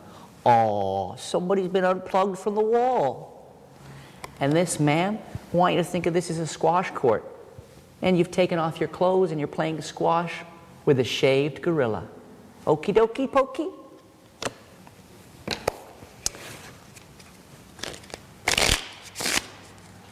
And it goes through the cards. And rather than having you pick a card, because that's low end, just say stop anytime. They say stop, I say take a look at the card. Keep it in mind. Keep it in mind. You're thinking of a card. I'm going to have you as well say stop at a card. Go ahead, say stop anytime. Another card's peeked at. I say, you're both thinking of a card. You're thinking of a card and you're thinking of a card. On these blank slates, tabula rasa. I'm getting a sense. I'm getting a sexy, weird sense. I think that's one. And now for yours. Think of yours. Concentrate. I'm not sure. I'm thinking maybe. And that's yours. You're thinking of one, you're thinking of one. Name them out loud, and they both say ace of diamonds. What the, hey, stop, what, hey. Both ace of diamonds. Well, then I guess it only makes sense that my little prediction matches both your cards. Now, who would like a very, very, very small loaf of warm bread with a little bit of butter brought to your table? It's tiny. This is the subtitle of this is Any Excuse to Get Your Darn Cards on the Table. One of the keys, again, borrowing money for stuff is a great way to inspire tips. In the same way, getting your cards on the table is a great way to get people to keep those cards, especially if you do something memorable or meaningful or mammary glands with them. That's what Jay Sankey's magic is. Good. So you're here. Got my business cards. I don't always use the Ace of Diamonds. Sometimes I use, I don't know, the Ace of Hearts, whatever. But I find it's easiest to draw those little angles. So I get the Ace of Diamonds at the top. I'll do this in a few different ways. Either I'll go through while looking for another card, then cull it to the top, or you can just cut it to the top, whatever. And now I'm going to do two forces, essentially, right? I'm going to cut the pack, keep a pinky break, left pinky break, okay? I used to keep it break with my tongue. And here's we go, he's a freak. Go through, they call stop. I show the first card. Now, I make sure neither person sees the card that the other has selected. This is why I use there's lots of good forces, but not all of them guarantee or naturally support the idea that nobody gets to see the other person's card. This is perfectly natural. I show that one, come back, and now I do a dribble control. This is a really old idea. I love using it, though. It's perfectly natural in this situation. What I'm doing is this. After showing the card, I dribble these cards, but not down. I back them up so that they fall, so that this first clump at least falls backwards, a sort of an instant back jog. Now when I come over and retake the cards, I can pause there for a second, come over, retake. I just lift up, and I'm immediately back at the spot I want to be with my Ace of Diamonds. Okay? So, first is a riffle force. Boom. I show it. Drop them. Turn over to this. Boom. How you doing? Where do you get your hair done? And by that I mean, did your hair set on fire? And now I'm here. Get my break again. And now I do a riffle force. Boom. To the card again. Okay? So I can go once. I can go twice. Give the cards a shuffle up. Do I mention the fact that they have to choose different cards or anything like that? Of course not. Everybody assumes they're two different cards. Take out a couple of my business cards, flash that they're blank. Could you have these pre-drawn in your pocket? Yes, and then you mime and all this. There's no point, though. It's just as easy to do this. And now, of course, all I do is the first one I do on this side, doing an A and a little thingy, right? The next one I do on this side, upside down A, little thingy. Lay them both out. And say, what was your card? They on the count of three, name them. They say Ace of Diamonds. And I look like, you're kidding, right? You got the Ace of Diamonds. It wasn't the Ace of Diamonds. And you got definitely the Ace of, that's like the first time this has happened. And what are the odds out of 1 in 52 that the two of you got an Ace of Diamonds? Okay, then boom. So I like to add a little bit of drama to it, making it a bit of almost a joke in the sense that I don't play it up too much, but I'm like surprised, I'm shocked, I can't believe it, I give them good reason to believe it's unlikely, and then I show them that I had predicted that, or I'd got that sense in the first place. Real simple, real memorable, nothing earth-shattering about this effect to share with magicians, but as a commercial piece and a reason to get your cards on the table, it's ideal. A couple of points about your business cards, and while I have your attention. Number one is, I mentioned earlier or on one of these information clips on this DVD the idea of not just putting magician, but restaurant magician or promotions manager on your card. Do take that into serious consideration. I think it's a great way to have cards, business cards like that, ready to go. You can have a couple different business cards, of course. It costs you next to nothing, if you're serious about being a professional magician, of course. The other thing is, don't ask people if they want a card. Don't ask them, okay? Whether you did a trick or not, at the very end of it, whether you did an effect or not that involved your business cards, at the end of your set, make it a habit to take out a card or two, leave them on the table as you take your leave. You know, it's sort of like, boom, you guys have been great. We really appreciate you coming to the restaurant here at the Devil's Triangle. You know, thank you. And I just leave them on the table. I let you take them out. I say, you know, my name's Jay Sankey. I really hope to see you guys again, either here or maybe at a private function. You guys have a great night. Bye-bye. See the way it's selling? You leave them there, hope to see you again here or at a private function, i.e., I'm available, and you just leave them there. And do people always take them? Of course they don't. Of course they don't. At the end of the night, you might find a few more lying around, and either I keep those, or if they're soiled, what I do is I take them home, get my usual can of goat's blood, and I tear them into small pieces, and thinking about the classics of magic, and I light the pieces on fire, inhale the smoke, chug the goat's blood, go to sleep, knowing in the morning my hair is going to be growing again. So here's the all-important question. How do you get the gig? Or, to be more particular about it, how do you sell yourself with the long term in mind to what usually comes down to a single person, the owner or the manager? How do you do it? There are two ways I've used over the years, and both have worked very well. One is to go to the restaurant with some friends. I've even had a few set-up tables kind of thing, a couple of tables of friends.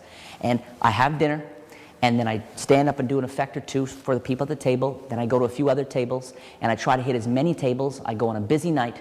You don't want to slow things down. You don't want to slow down the turnover of the tables. You've got to do this just the right way, or you'll rub people the wrong way, the staff, management, things like that. But if you time it right, and you're really kicking, and all the pistons are firing, it's one of the most effective ways for the manager, or the management in general, to see what it is you do without ever having set up a meeting yet. That's the one way I've done it. The other way I've done it, which I've had at least as much success, is I've approached the management as a promotions expert. Okay? You're there to promote. Don't forget that. You've got to find the language. The word magician, you're dead in the water. Trust me, okay? People assume they know what a magician is. They don't want a magician. They think, what, you're going to scarves and it's going to be in the soup? Okay? No, no, no. This is really important. From the very start, your first communication. So here's what I suggest you do. First, scout some restaurants. Okay? Narrow it down. Sometimes what I've done is I've played one off the other. Is in a meeting I'll mention to somebody, I'll say, first meeting I'll say, da-da-da, hi, da-da-da, and I'll mention early in the meeting that I've actually been in touch with one or two of the other competitors, frankly. And it's a great way to inspire not a bidding war so much, because the world doesn't quite see magic that way, but certainly to let this guy know that this is get that myth of scarcity going to help you with the sale. Okay, so one, scout out the joint you really want to work in and make sure you know a lot about it. Get a few waitresses or waiters' names, look at the menu, look at the decor, and then call the management. Contact them, and I like to call, to be honest with you, I like to call when I know they're not going to be there. I love getting an answering machine, because that way I can kind of do a 30-second blurb about the place, okay? But nothing impresses management more than if they get a sense you've really done your homework, that their place is special to you, that you can comment about having, been there a few times and tried this entree and that entree, and that you loved this, and you think it's great what they're doing. Comment on the decor, comment on the staff. It shows you're serious. Okay? Now, ask for 10 minutes of their time. Forward, if you can, letters of reference. It's great to, even before you have the meeting, you forward letters of reference. You got those from other restaurants. Did you work there long term? Did you work there even a weekend? Maybe you worked one night. Maybe you said to the management, I'll work one night. Work one night for free even. As long as, if it goes very well, you give me a letter of reference. Great way to build up. Those letters of reference from other restaurant or bar owners are pure gold. They speak the language of your target market, and they instantly certify you as a pro. Okay, they're worth thousands and thousands of dollars, those letters. So get those letters any way you can. Pre-sell yourself. Then at the meeting, do 3 tricks. Not 5, not 1, 3. That's it. Be a professional. Now, I'm going to comment on clothing right now. Clothing is key. Now, you're looking at this vest. You may well, some of you younger guys may be looking at this vest thinking, vests are a bit, what are they, 1840s? What's going on with a vest, Daddy-O? You're only going to make as much money as the person who's going to pay you feels you're worth. You've got to look at who's paying you. You look at the manager. You look at the owner, particularly the manager. Owners can be casually dressed, but managers on a Friday, Saturday night, they're not in jeans. They're not in T-shirts. They're not dressed like David Blaine. David Blaine may fry in the streets. Nobody's going to hire David Blaine to work in their restaurant at $125 an hour when he walks in with jeans and a T-shirt. You have to look like you're worth the money. Your business card. Get a business card. It'll cost you a couple $100. Get a business card that doesn't just say magician. Have a business card that maybe says restaurant and bar magician. You're a restaurant magician. Or even go the next step. You're all about promotions. Your promotions. Don't even mention magic on there. Commit to marketing yourself to this market, okay? Read some business books, read some advertising books, okay? Some promotions manuals. So approach that meeting, get that 10-minute meeting. 3 tricks. Now, if you impress them enough, you can go right there and say, here's my fee, boom, that's fine. On the other hand, what I've done many times is I've said, well, let's try it for a weekend, a Friday and Saturday. Now, I don't do it for free, but I offer them to say, since this is just a sort of a trial, I'll give you a sort of a price break on these first 2 nights. It's an incentive to them. I've even twice worked one night for free. It was a restaurant I wanted to work at so badly. I knew it would be perfect. But it's a situation where maybe the management just can't see how good it's going to be. And in that situation, I'll say, I'm going to do something. It's key you never mention to anybody else, any other managers, things that I've done this. I've never done this before, but I'm so confident that you're going to love what I can do for your restaurant that I'll work 2 hours this Friday night for free. Okay? Another way to do this is say, if you don't like what I do, you don't have to pay me for that night. If you do what like I do, here it is.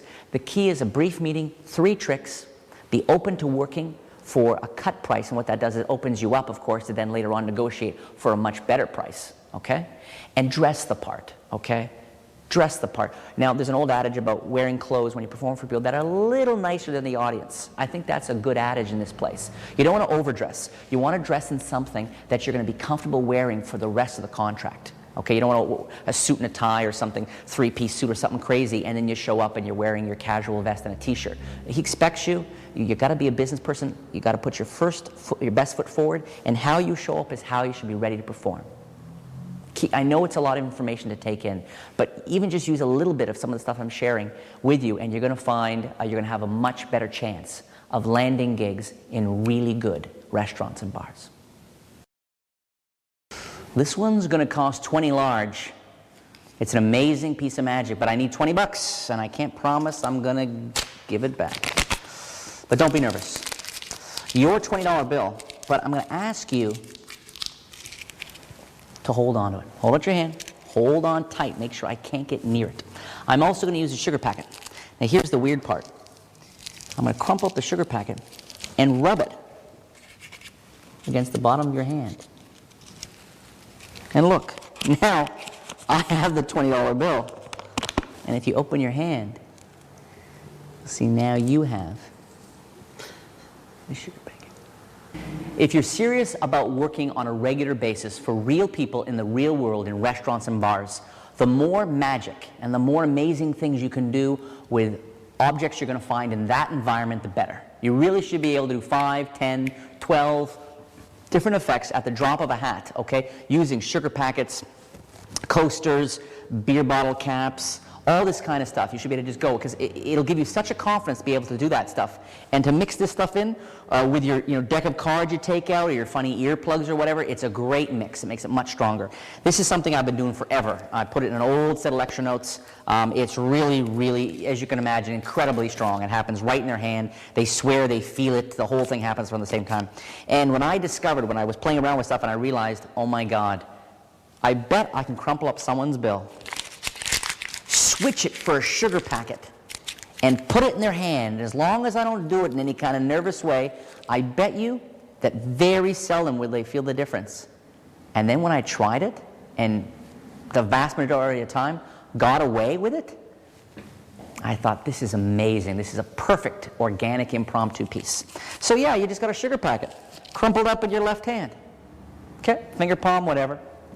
Okay, you've got another sugar packet among many others on the table. It's sort of nothing like going with plucking it right off the table. Okay, and of course we once again have money in play, i.e. a great inspiration for tipping. So boom. Now you'll notice that I lean on the table. I do that a lot.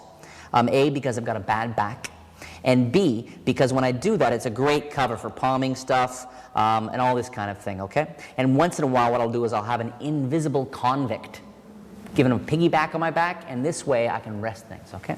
Invisible convicts with far too visible knives. So you're here. Crumple it up. Say, don't worry about it. Even though I'm going to crumple it up, I'm going to give you a chance to hold on to it. show like this, a shuttle pass, very kind of a David Roth thing, here and just here, okay? I'm just shuttle passing. And don't worry if they make noise together, okay? Because even when you only have one object, it still makes noise, okay? So don't get all freaked out. You do your transfer, you want to cheat a little bit. You don't want to do a full because you get a flash of white. So what you want to do is sort of keep the hand raised a little bit, so you're cheating a little, you're making sure it's okay.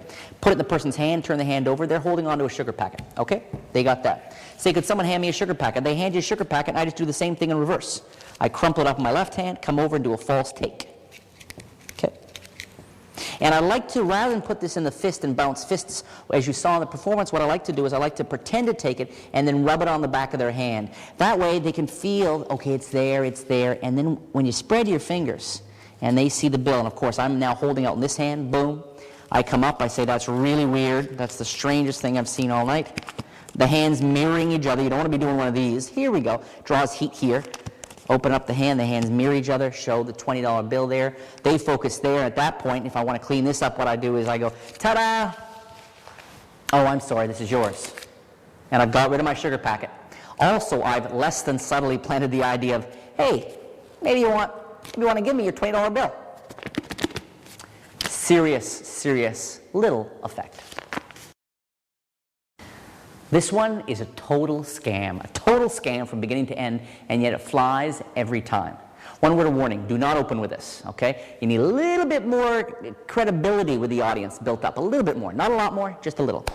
Coin is marked. Ask someone to mark their coin, not that they're ever going to see it again. You have someone hand you a creamer. This is a great thing to do, of course, when the coffee's just arrived. Take a look at that creamer. There's no weird gaps. It's a solid seal. They say yes. You say, look, let's try this. Going to try something with a coin and this. You just examine this, but watch. Just like that. Look. Listen. They hear inside something. And the wild thing, when you open it up and spill it out, they can now reach inside and find among the cream is the marked coin. I told you it was going to be a total scam. And as, of course, an experienced magician, you can tell that's a real scam. It's a total scam. One point actually brought up by one of my camera people, Ian, is he asked, isn't there something to be said for rather than throwing the creamer at the coin, what about throwing the coin at the creamer? Sort of putting it inside rather than this wraparound idea. And I have played with that, but it doesn't have the right feel for me. There's something, to me, there's just something about the coin being in the hand and the creamer hitting, and then I just like it's got a 1-2 beat. And I think it needs that 1-2 beat. So yeah, that's the handing I use. The whole thing, again, like I said, is a scam job. It's about you being, your conviction, and of course, it's also taking a convincing transfer. Got a real, it's like, where else could it be? I guess it's in here somewhere. It's got, you're sort of too removed, okay? So they've marked the coin, boom. You do a false transfer, finger palm, a classic palm, some false transfer. Ideally something that stays in your hand, always good. Some false transfer, and then you pick this up and you throw it, and the moment it hits the hand, okay, you want it to hit the hand and then come off. I don't like the rhythm where it does this, you do this, because to me then you could have actually somehow put it in there somehow. So you want it to be a real quick kind of thing where that's there, boom, boom, just a second, okay?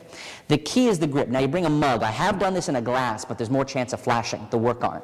So you grab someone's mug, and again, it's ideally tea and coffee just arrived, right? You pick this up and you hold it here. This is the grip. This is important. You don't want to hold it here, okay? Because what you're going to do is as you tip this over here, as you tip it, you're going to allow the quarter to fall from the hand into the mug. Obviously, that's the work on this. So you're here, and I love this. Listen, can you hear it? Can you hear it? Now you're not saying, can you hear the coin inside?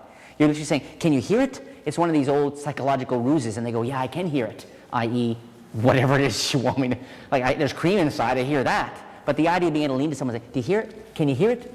Is a great little selling point. Now, I grip it this way. The cord is here. You can use a little if you want. You can use some Ramsey subtlety, okay, showing the hand apparently empty. Nice little convincer there as you come over here. Lift it off towards the audience, and now As I turn with one deft action, sort of hand pinching a little, I'm going to let the marked coin fall. I'm going to put the cream in the cup and then let the marked coin fall. At the same time, come away. You don't want to do this and then come away like that, because that can emphasize that your hand was just curled. So you do this, you come away in the same action, boom. They reach inside, or you can reach inside. And the fact, yes, it's a little messy. I'm going to show you on this project one or two kind of messy tricks, which is not great for reset, but it's the kind of thing that once you do, and it's such a powerful sort of memory making of magic, then I go wipe my hands or go to the can or whatever, wash my hands, go to another table. Boom, they reach inside, and covered in cream is their marked quarter. So it's for me, a really organic and very pretty, impossible penetration effect. Working in a restaurant or bar is about being a team player. Sure, when I was a younger performer, I would go into spaces and do my thing. I'd come up, do my thing. Everybody else had to adapt a little bit to my thing, and then I'd leave, and those contracts would last 2 months, 3 months, 4 months, 6 months. Not very long. Contracts last a lot longer ever since I adopted a team player. Now, what does it mean to be a team player? It means that you're part of the staff. Now, note, staff means permanent. You don't want to go in with an attitude about, let's try me out. I'm I'm not really part of the team. I'm not a key to the restaurant's success. I'm sort of some sort of extra limb you put on and try for a little while. That's no way to get long-term contracts, okay? You are part of the team. You're officially part of staff now. If that's a given, of course we have not just a magician, we have Jay Sankey. He's our entertainer. He's our entertainment management even, okay? So team player means you. It means waiters. Your relationships to the waiters and waitresses has to be something you focus on. The hostess is key. You want to make sure you get a relationship going with the hostess, so that when people at table for two, boom, as she leads people over, you develop and you chat with her a little bit about the best way for her to let people know that our magician Jay is here tonight. I've even been in a place where it became so popular that what she would do is sort of say, would you like our magician Jay to come over before your drinks, or with dessert? What would you like? As if it was a given, as if of course you have to see this.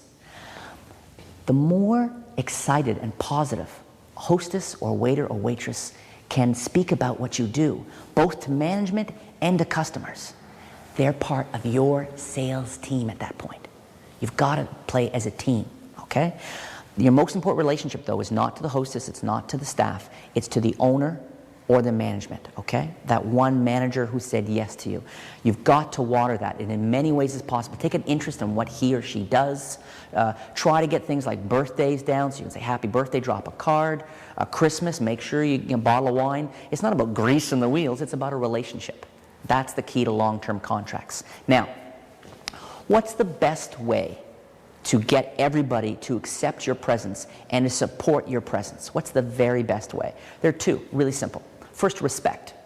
Waiters and waitresses and hostesses are very comfortable, and typically, not comfortable, but they typically don't get a lot of respect. Treat them with respect, and you'll see that they really do respond to what it is you want to do in that space, that you want to work with them.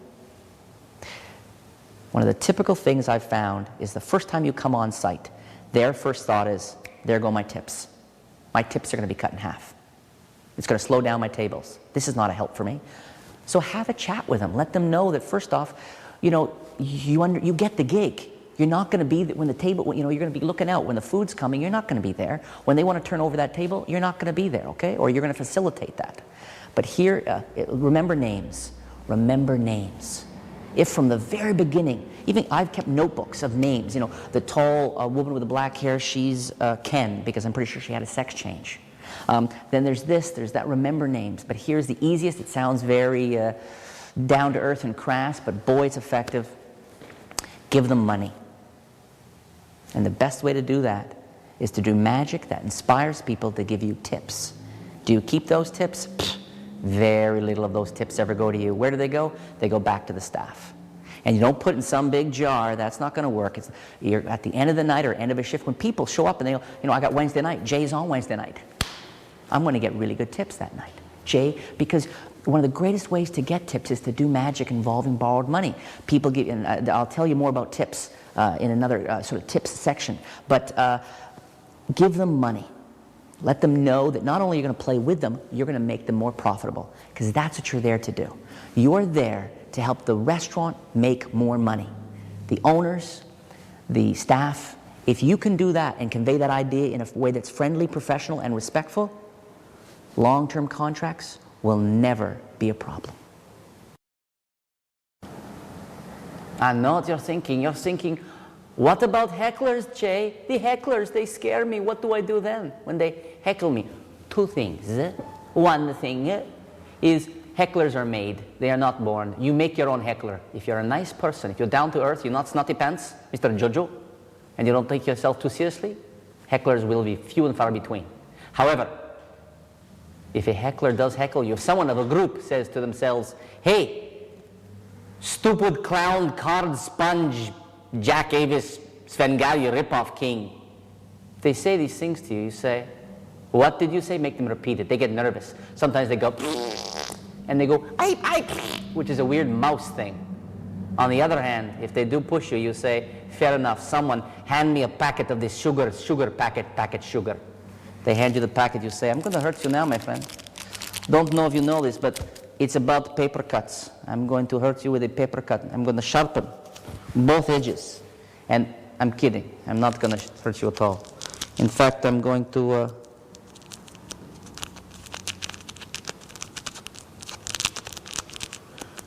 put the sugar packet back together. 3 words. Deal with it. Don't be fooled by this. What? What? That's right. Don't be fooled by this. This is crazy simple. This is crazy simple. But this is one of these ones that based on the group you're in front of, you'll either want to perform as a straight ahead piece of magic or as a bit of a joke that you toss off that becomes a powerful piece of magic. It's a very flexible piece, a very simple idea here.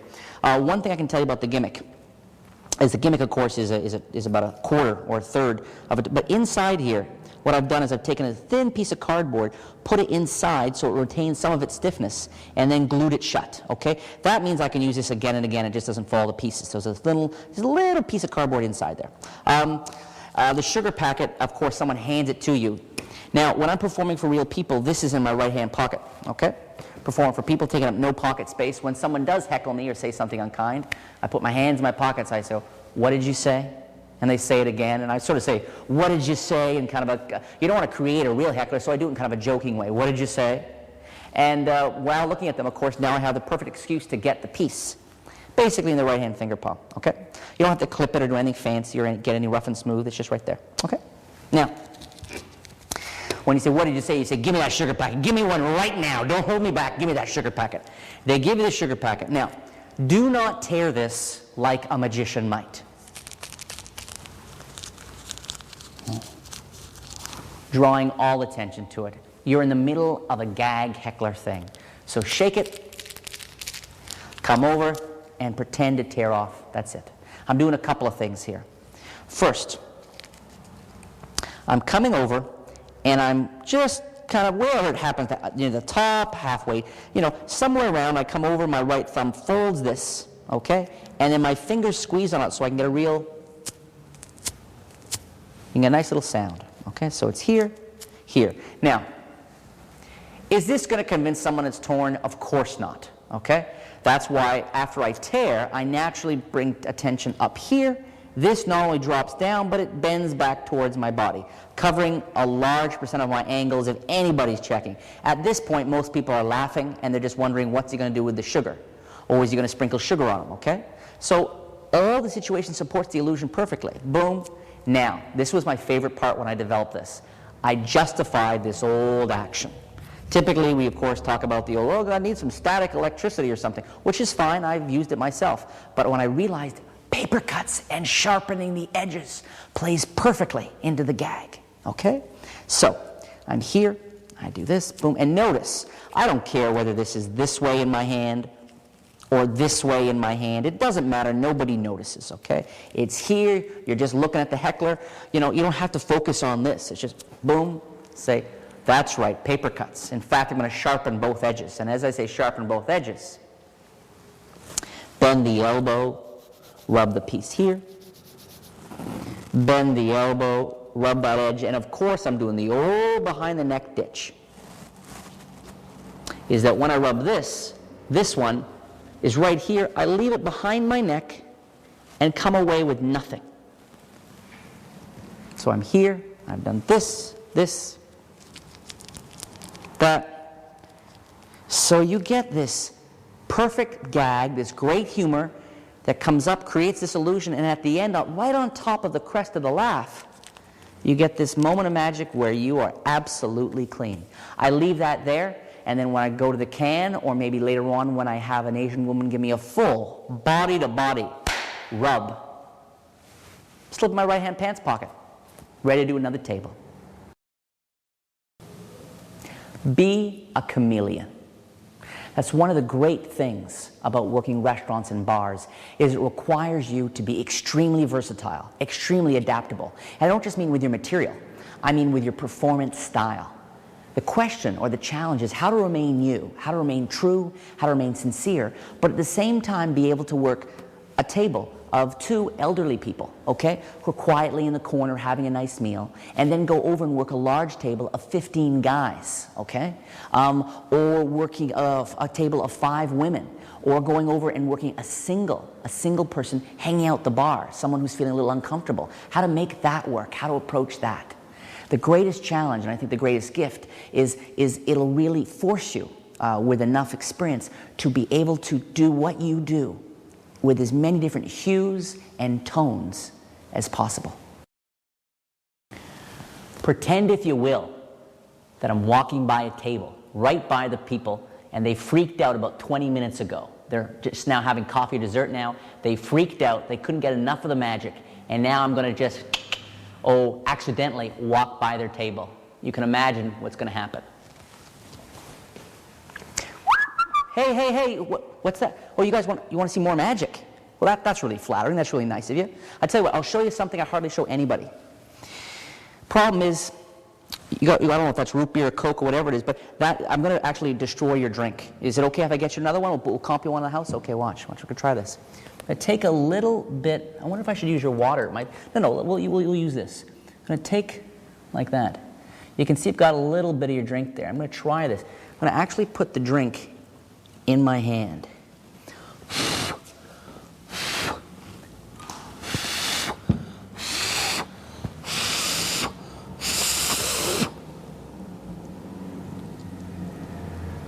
Look at that.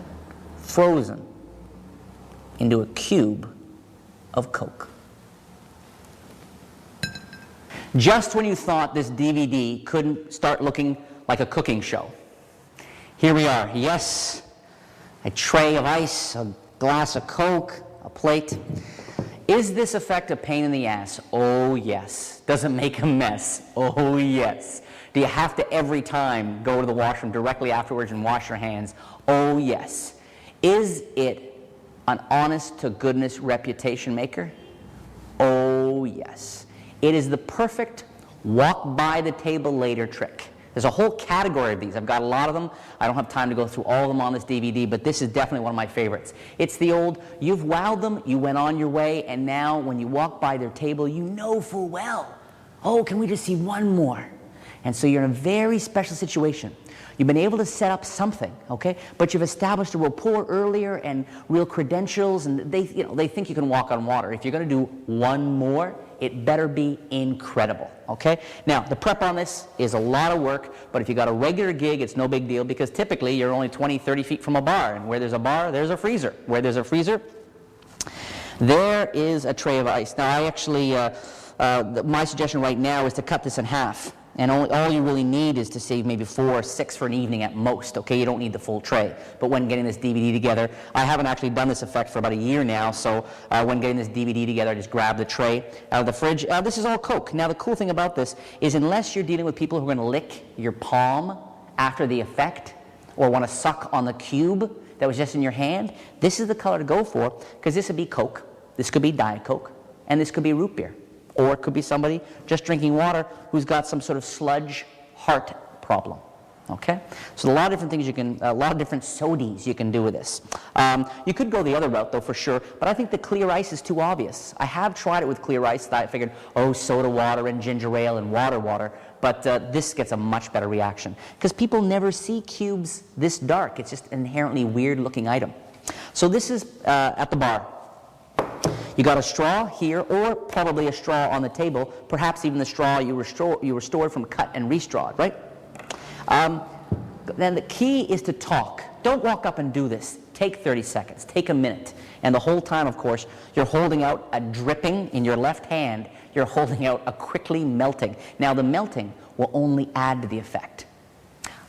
It's not like I have found that when I open my hand and all the corners are clean on it, that people respond less.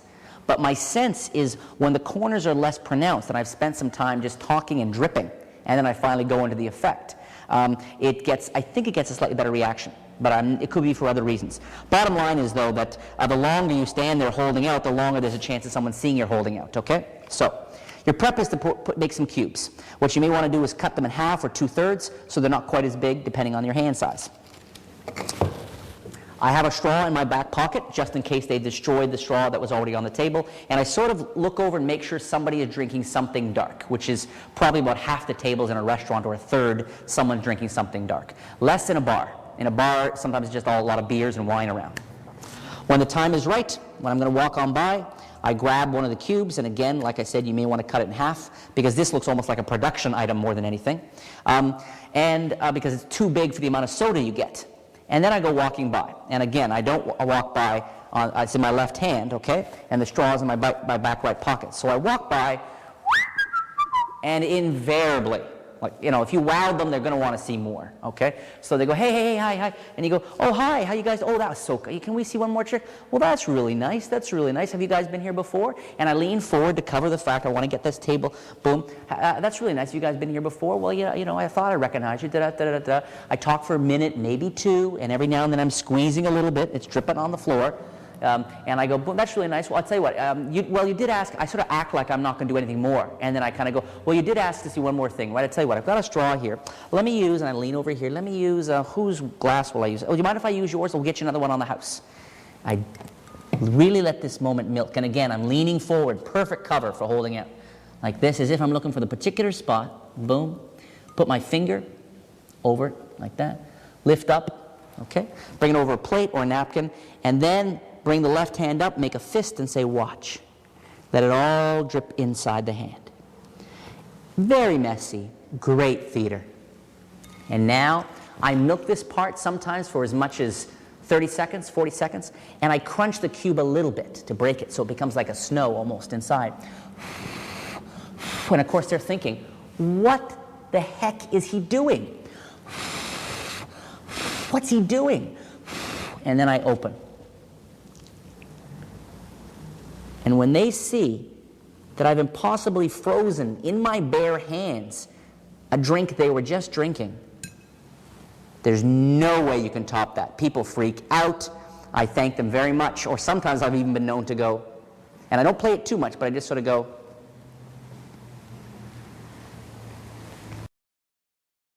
how much should you charge? The big question, what do you charge? Well, I think you should charge what you think, not just what you're worth, but also how long you've been doing this. If you're 16, 18, if you're still, 20, my advice, and this is a crazy thing to commit to, a lot of people would say, Jay, don't commit to pricing on, on this kind of product, but I'm going to say so. If you can make 20, 25 bucks an hour with some tips doing what you do, I think that's great money. Okay, that's great money. Then when you're in your 20s, if you've been doing it 5 or 10 years, certainly you want to be looking at 50, 75 bucks an hour.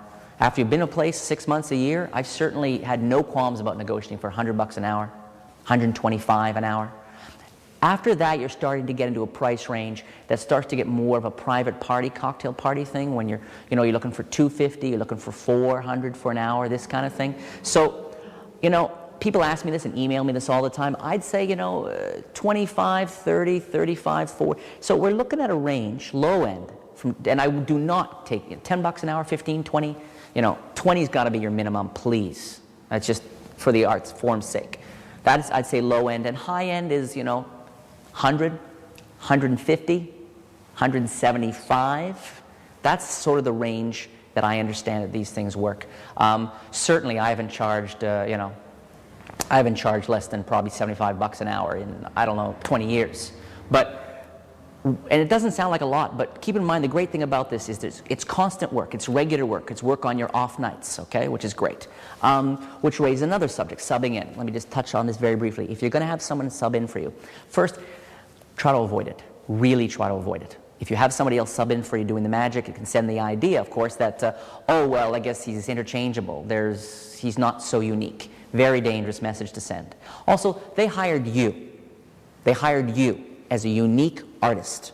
Having your buddy come in is not great. This is why what I've suggested, I've never done it personally, but I've seen other people be very successful, is to sell yourself as a team of 2 or even 3 close-up magicians to management. Gives everybody flexibility. You come on strong, you seem like a team, real professionals with different strengths, but you're unified, you're all on one business card, etc. And that way, if someone has, you know, when the great outside gig comes in on the Saturday night, and it's not like a 10 o'clock gig or 9 o'clock gig, because say you're working 6 to 8, and you can still take the 9 o'clock gig. But if it comes in, and if it's an 8 o'clock gig Saturday night, then you can sub it off. But be very careful about, if you want a long, you know, do this or don't do this. If you want a long-term business relationship with a couple of restaurants that you work every week, try to avoid the subbing in as much as you can. Funny thing happened to me the other day. I ordered some Don Perry Ping Pang Pong Pong Pang, and the wine came, and I said, "Let me do it, my sommelier." And unfortunately, I actually I broke the cork in half there. Luckily, as a magi, I can just slap it, and it comes right together, just like Jiminy Spit, Jim Spit, Jim. This is another one I love opening with. First, it uses objects that are totally germane. Jackson, totally germane to the situazione, a cork. And what you're going to need is a full cork, and then you're going to need a full cork and a half cork, as it were. And you're going to be doing a move that I dearly wish I had created this move. This is called the gallow pitch, or lovingly known as, excuse me, this is an expletive, the bitch pitch. That's also what it's lovingly known as. I love this. This is so magical. I mean, look at this. First off, I'm going to hold this out. Hold it out in not so much a classic palm, but it's almost a bit of a tenkai grip, okay, from the base of the thumb to there. That's the grip. And you'll find that with this length object, a chubby little cork, this is a perfect it's a perfect length, a perfect size to do this. So you can either have the full cork in your right pants pocket and the half cork in your left pants pocket, and begin anytime you want. You can put both hands in, as if you're looking for stuff. Come out, and this hand seems empty, but I've actually got this in it. And this hand comes out holding more. You don't want to come out with a closed fist. Have it like a bigger fist, as if you're holding a couple of pieces, okay? Alternatively, if you want to do this as an opener, going up to a table and immediately getting into some magic, okay? What you can do is have this held out. Have that held out in your hand. Walk up to the table and go, boom, boom, how you doing? You ever open a bottle of wine? And so I reach in, I apparently have, this hand comes over and apparently takes. Now, yes, you could come over to the table like this. I am Frankenstein. I like big tips. I said tips, sir. You could come over like that. But I prefer the idea of apparently the right hand's empty, reach in, you're grabbing stuff, right hand comes over and apparently takes something. Here's the gallow pitch. Look at that. I'm going to do that again. Tell me that doesn't look to all the world like I've just showed you 2 halves. It's incredible. Now what I'm doing is this, the gallow pitch. I'm throwing this, I'm doing in an X pattern, but it's more of a really broad X, where I'm throwing this to the left, okay? It's going to the left, I come over, I hold it, and as this hand just does that action, I'm going to drop the cork and close my left hand, okay? So I throw it, here's an exposed view. I throw it like that, okay? And again, I throw it and I throw it, okay? So in performance, it looks to all the world like there's half a cork, there's half a cork. To finish, I pick this up, move it into a kind of a thumb palm, but it's not a thumb palm where I'm going to grip it like that. Rather, it's a thumb palm where I'm going to grip the corner, the upper edge, if you will. The upper edge of the cork is going to end up in thumb palm.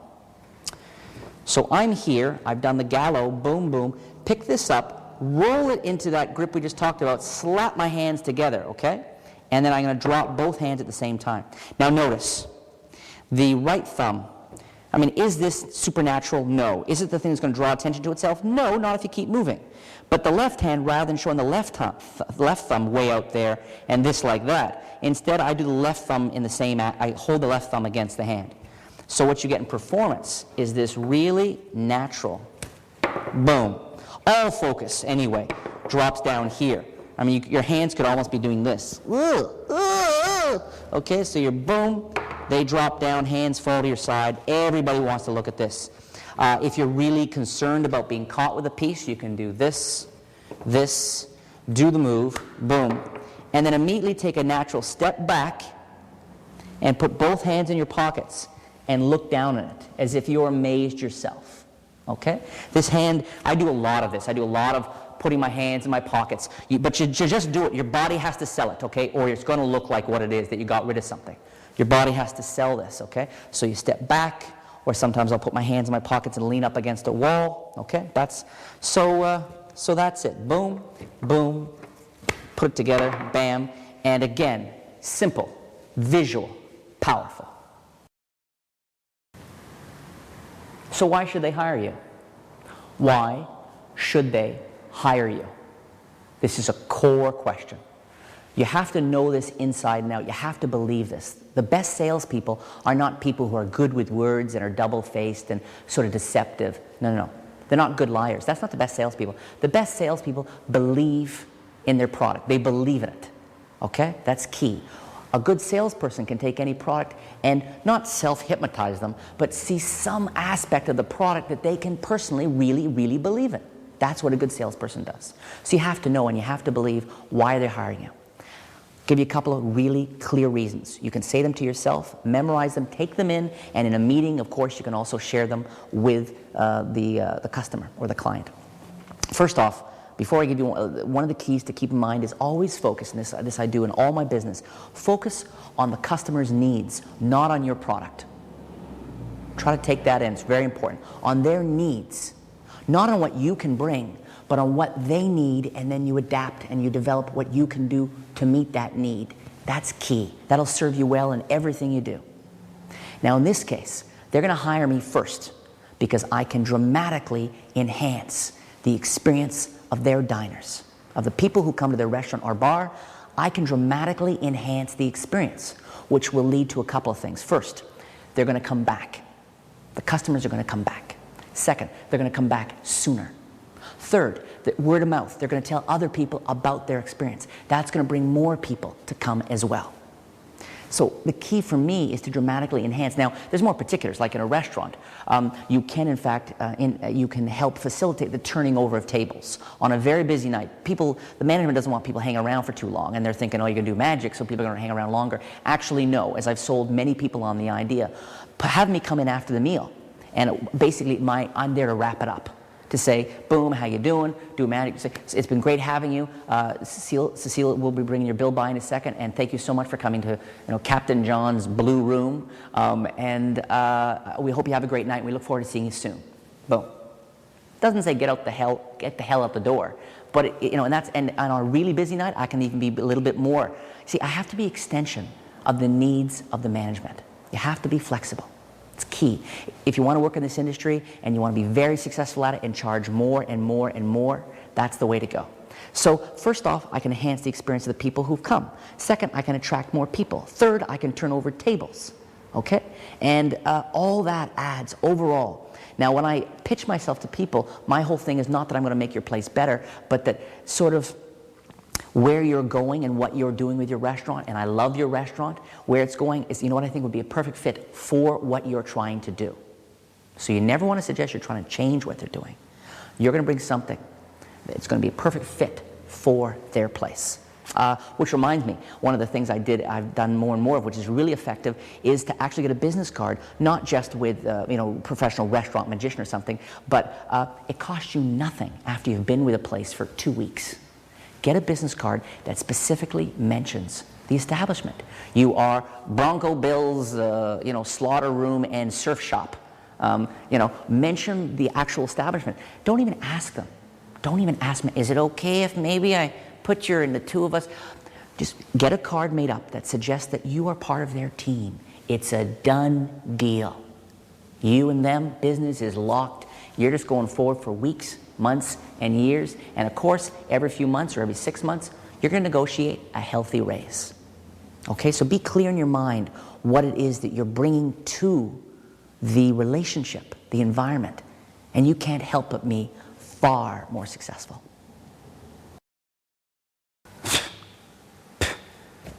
I'm going to show you something now that I don't even think is fair to show you. It's just cruel. It's just kind of, you thought A, B, C. You thought modus tollens, right? A equals B, B equals C, therefore A equals C. This is going to turn your world. This is like a dog going poop. This is like a goose plucking itself right in front of the Olympic when the guy with the paddle goes zig. This is Bob Canyon's worst chocolate kind of jingle bell dream.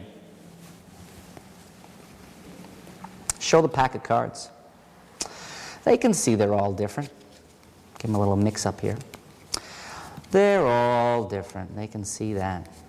I say, look, I'm going to make a little prediction here. In fact, on the back of a card, in this case, the Jack of Diamonds, I'm going to write a prediction.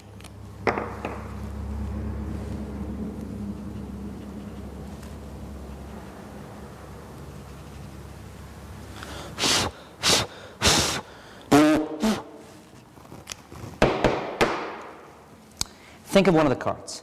Think of any one you want. Go back, go forth, go up, down, down. Change your mind. Think of the ace, then the six, then over here the ace of diamonds, then the four diamonds, then the seven of hearts. Go back and forth. Think of any one you want. I don't care, and I mean, I don't care. They think of one. I say, fine, name it out loud. They name one out loud. Let's say they say the two of diamonds. I say, isn't that interesting? Isn't that interesting? Because you remember the prediction I wrote. And they see it is in fact the two of diamonds. I say, let's take it one step further before I give you a chance to catch your breath and recover your sense of reality, baby. I wrote the two of diamonds on the back of the Jack. You saw me do that. It's one thing if I can predict the card you have in mind. But how about if I take the Jack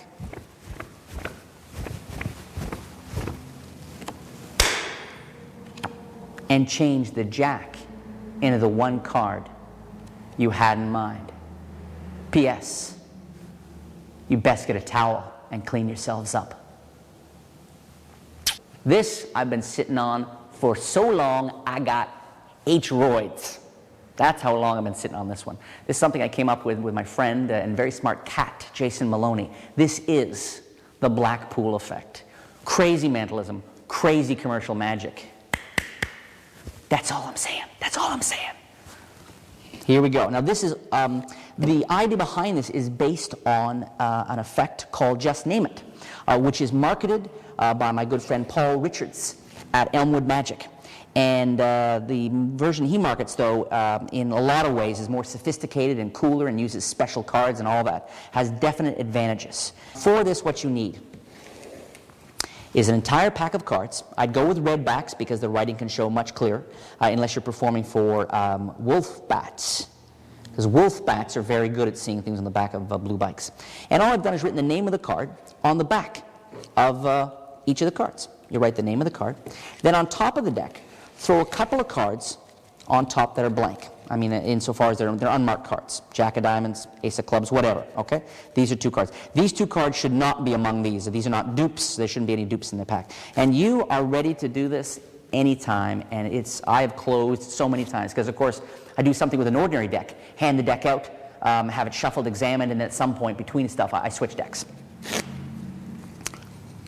Emphasize to them they are all different. Give them a mix-up. I'm doing the Hindu shuffle, which makes sure that none of the bottom cards are mixed, are added into the fray.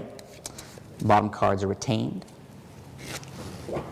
Then maybe I stop, and then maybe I turn over the top card. Say, oh, I'm going to write something on the back of the Jack of Diamonds. I love the fact that you can handle this fairly.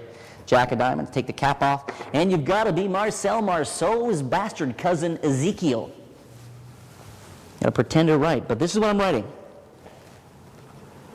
A little tip here is I put my fingertip as close as I dare, and I press the fingertip against. Okay, and then I do my little thing. I tend to do this, and at the end I do one more little dash like that. But you want to make sure when you pull the pen away it looks like that. You don't want to come away and people see, what was he doing? What's he got? A bit arthritic? What, did he become a praying mantis mid-trick? Meat, fresh meat. Like mantises eat meat. Lord knows. They're praying for something. Blow on it. They can name any darn card they want, any card. All I'm going to do is cull that sucker. Let's say the Queen of Spades. I'm going to, my right fingers while spreading up there, I say, which was the card you had in mind? They say the Queen of Spades. And I'm going to, with the right fingers, slip that card to the right and then square it up and push it right to the top. Okay? In performance, which one? Ace of Diamonds? Oh, isn't that interesting? And I sort of break it here, bring it back, and then cover it with the other cards, and then undercover those cards, slip it, and then close. I say because, and I love this moment, I've had so many people scream out loud when I do that. And I love the fact that I can do that. Boom. Now you come over, and you do double lift, showing your jack. You have just done an astonishingly direct piece of mentalism. I'd be surprised if anything in your present repertoire is as direct and inexplicable piece of mentalism as that. Now comes the magic. Because as Vernon himself said, nothing beats a card change, a change. So, say it's one thing and you take it off cleanly after showing both sides, the double lift, you go south with the deck. Having now, of course, it's the Ace of Diamonds, the card, the one they were thinking of, the one they named. Say it's one thing for me to write the prediction on the back of the jack, but for me to, and I love this action, as if it's another thing to change the jack into the one card you had in mind. Closer! Well, there you have it. All that's left for you to do is to study the material, practice the effects, and then find that perfect restaurant or bar in your neighborhood. Believe me, it's there, just waiting for you and your magic. Good luck.